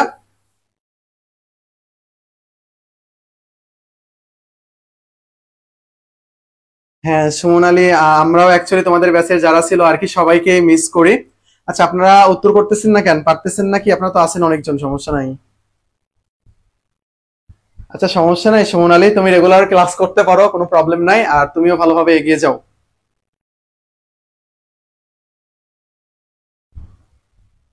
আচ্ছা, আপনারা উত্তর করতেছেন না, আমি উত্তর করে শেষ করে দেই। কোয়ালিশন সরকারের প্রধানমন্ত্রী কে ছিল? হোসেন শহীদ সোহরাওয়ার্দী। আর প্রেসিডেন্ট কে ছিল এখানকার? প্রেসিডেন্ট ছিল হইলো ইস্কান্দার মির্জা। আশা করি বিষয়টা বুঝতে পেরেছেন।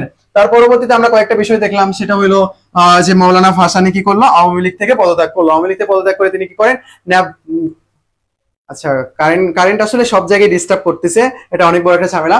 তারপরে হোসেন শহীদ সোহরাওয়ার্দীর বিষয়টা আমরা দেখলাম। তারপরে আমরা দেখলাম যে মৌলানা ভাসানী কি করে? আওয়ামী লীগ থেকে পদত্যাগ করে নিজে একটা দল গঠন করে, যেটার নাম ছিল হইলো ন্যাপ। যেটার নাম কি ছিল? যেটার নাম ছিল হইলো ন্যাপ। ন্যাপও পরবর্তীতে দুইটা ভাগে বিভক্ত হয়েছে, একটা হলো ন্যাপ ভাসানী আর একটা হইলো কি? ন্যাপ মোজাফফর। আশা করি বিষয়টা বুঝতে পেরেছেন। তারপরে চলে আসতেছে আমাদের কি? চলে আসতেছে আমাদের 66-র 6 দফা। 66-র 6 দফা, যাকে ম্যাগনা কার্টার সাথে তুলনা করা হয়। ম্যাগনা কার্টা যেটা 1215 সালে স্বাক্ষরিত হয়েছিল। ম্যাগনা কার্টার মেইন যে বিষয় ছিল সেটা হলো কি? সরকারের ক্ষমতাটাকে কি করা? খর্ব করা, সরি, রাজার ক্ষমতা, রাজার ক্ষমতা কি করা? খর্ব করা বা কমিয়ে নিয়ে আসা। আর 6 দফার প্রথম দফা কি ছিল আমাদের? প্রাদেশিক সাহিত্য শাসন। প্রাদেশিক সাহিত্য শাসন ছিল, যার মাধ্যমে কি করা হয়েছিল? পাকিস্তানের ক্ষমতাটা খর্ব করা হয়েছিল। এই জন্য এটার নাম দেওয়া হয়েছিল কি? ম্যাগনা কার্টা। আশা করি বিষয়টা বুঝতে পারছেন। এটার সাথে অনেক বিষয় সম্পর্ক ছিল 66-র 6 দফা, যেটা ইংরেজিতে উপস্থাপন করা হয়েছিল। বঙ্গবন্ধু শেখ মুজিবুর রহমান যেটা আনুষ্ঠানিক ভাবে পেশ করেন সেটা হলো 23 মার্চ। কোথায় এটা? লাহোরে। এটা কিন্তু গুরুত্বপূর্ণ। আর এই সময় তিনি কি ছিল? আওয়ামী লীগের সভাপতি ছিল। আর এই 6 দফা দিবস যেটা, এটা ছিল আমাদের কবে? 6 দফা দিবস ছিল 7 জুন, কারণ এই দিন আওয়ামী লীগের মনু মিয়া সহ আরো অনেক ব্যক্তিবর্গ কি হয়ে যায়? মারা যায়। আশা করি বিষয়টা বুঝতে পারছেন। তারপরে 69 গণ অভ্যুত্থানের সাথে দুইজন ব্যক্তি জড়িত আমাদের, একেবারে কাছের ক্লোজ। একটা হইলো কি? আসাদ, আর একটা হইলো এটা আমানুল্লাহ আসাদ। আর একটা হলো মতিউর রহমান মল্লিক। এই আসাদ হইলো গণঅভ্যুত্থানের প্রথম শহীদ, যিনি মারা গেছে কবে 20-এ, আর মতিউর রহমান মল্লিক ইনি মারা গেছে কবে 24-এ। এই 24 জানুয়ারি যেটা, এটাকে বলা হয়েছে কি গণ অভ্যুত্থান দিবস। আশা করি বিষয়টা আপনারা বুঝতে পেরেছেন। আর এই যে গণ অভ্যুত্থানের নায়ককে, গণ অভ্যুত্থানের নায়ককে, এটা একটু আপনারা কেউ একজন বলেন তো, গণ অভ্যুত্থানের নায়ক কে ছিল? গণ অভ্যুত্থানের নায়ক এটা একটু কেউ একজন বলেন। তখন কোশ্চেন ছিল যে আমাদের মানে সংবিধান, পাকিস্তানের যে সংবিধানটা কার্যকর করা হয়েছিল, এখানকার প্রেসিডেন্ট কাকে করা হয়েছিল এটা। আচ্ছা, গণ অভ্যুত্থানের নায়ক কে? গণ অভ্যুত্থানের নায়ক হইল কে? তোফায়েল। তোফায়েলে কিন্তু শেখ মুজিবকে কি উপাধি দিয়েছিল? বঙ্গবন্ধু উপাধি দিয়েছিল। কিন্তু 23 ফেব্রুয়ারি বঙ্গবন্ধু মুক্তি পাইছে কবে? 22 ফেব্রুয়ারি 1969 সালে। এই যে গণ অভ্যুত্থানের নায়ক হইল কে? তোফায়েল। আপনাদের মনে অনেক কোশ্চেন থাকতে পারে যে ভাই গণ অভ্যুত্থানের নায়ক তোফায়েল কিভাবে হয়, বঙ্গবন্ধু কিসের জন্য বাদ গেল? ভাই বঙ্গবন্ধু তো হবে না, এই যে শেখ মুজিব প্রেমী আর কি নুসাইবা আপু, সব সব জায়গায় শুধু শেখ মুজিব করলে তো হবে না, এটা হবে কি তোফায়েল, এটা হবে হইলো তোফায়েল। শেখ মুজিব তো সেই সময় জেলে ছিল, শেখ মুজিবকে মুক্ত করার জন্য 62 শিক্ষা আন্দোলন, তারপর আমাদের উপর যে অন্যায় অত্যাচার করা হচ্ছে, এগুলোর জন্যই তো গণ অভ্যুত্থান করা হয়েছে। আর এখানে লিডার হিসেবে ছিল কে? তোফায়েল। এখানে অনেকগুলো স্লোগান ছিল আর কি, ঢাকা না পিন্ডি, ঢাকা ঢাকা, তারপরে পদ্মা মেঘনা যমুনা তোমার আমার ঠিকানা, এরকম স্লোগান ছিল এখানে। আশা করি বিষয়টা বুঝতে পারছেন। হ্যাঁ, এখন ক্লাস হচ্ছে। থাক, আমি ক্লাসগুলো নিব না, ক্লাসগুলো পেইড ব্যাচের জন্য, আপনাদের জন্য স্পেশাল, সমস্যা নাই।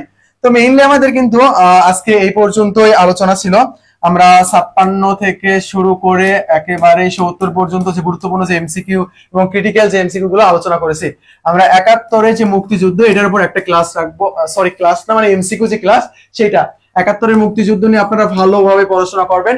এখানকার যত উপন্যাস ছিল, গান, গল্প, সে যেটা, তারপরে মার্চ থেকে যত ঘটনা আছে, মুজিবনগর সরকার সহ যাবতীয় ঘটনাগুলো ভালোভাবে পড়ে নেবেন। সেটার উপর কিন্তু আমাদের এমসিকিউ প্র্যাকটিস হবে আগামী 4 তারিখে বেঁচে থাকলে ইনশাআল্লাহ। আশা করি আপনারা বিষয়টা বুঝতে পেরেছেন। আচ্ছা, আপনি পেইড, আমি জানি আপনি পেইড, সেই জন্য এই কথাটা বলছেন, কারণ আপনি ক্লাস করেছেন না, এই জন্য। আচ্ছা, তাহলে আমি এখানে ক্লাসটা ক্লোজ করতেছি। নেক্সট ক্লাস হবে আমাদের মুক্তিযুদ্ধ।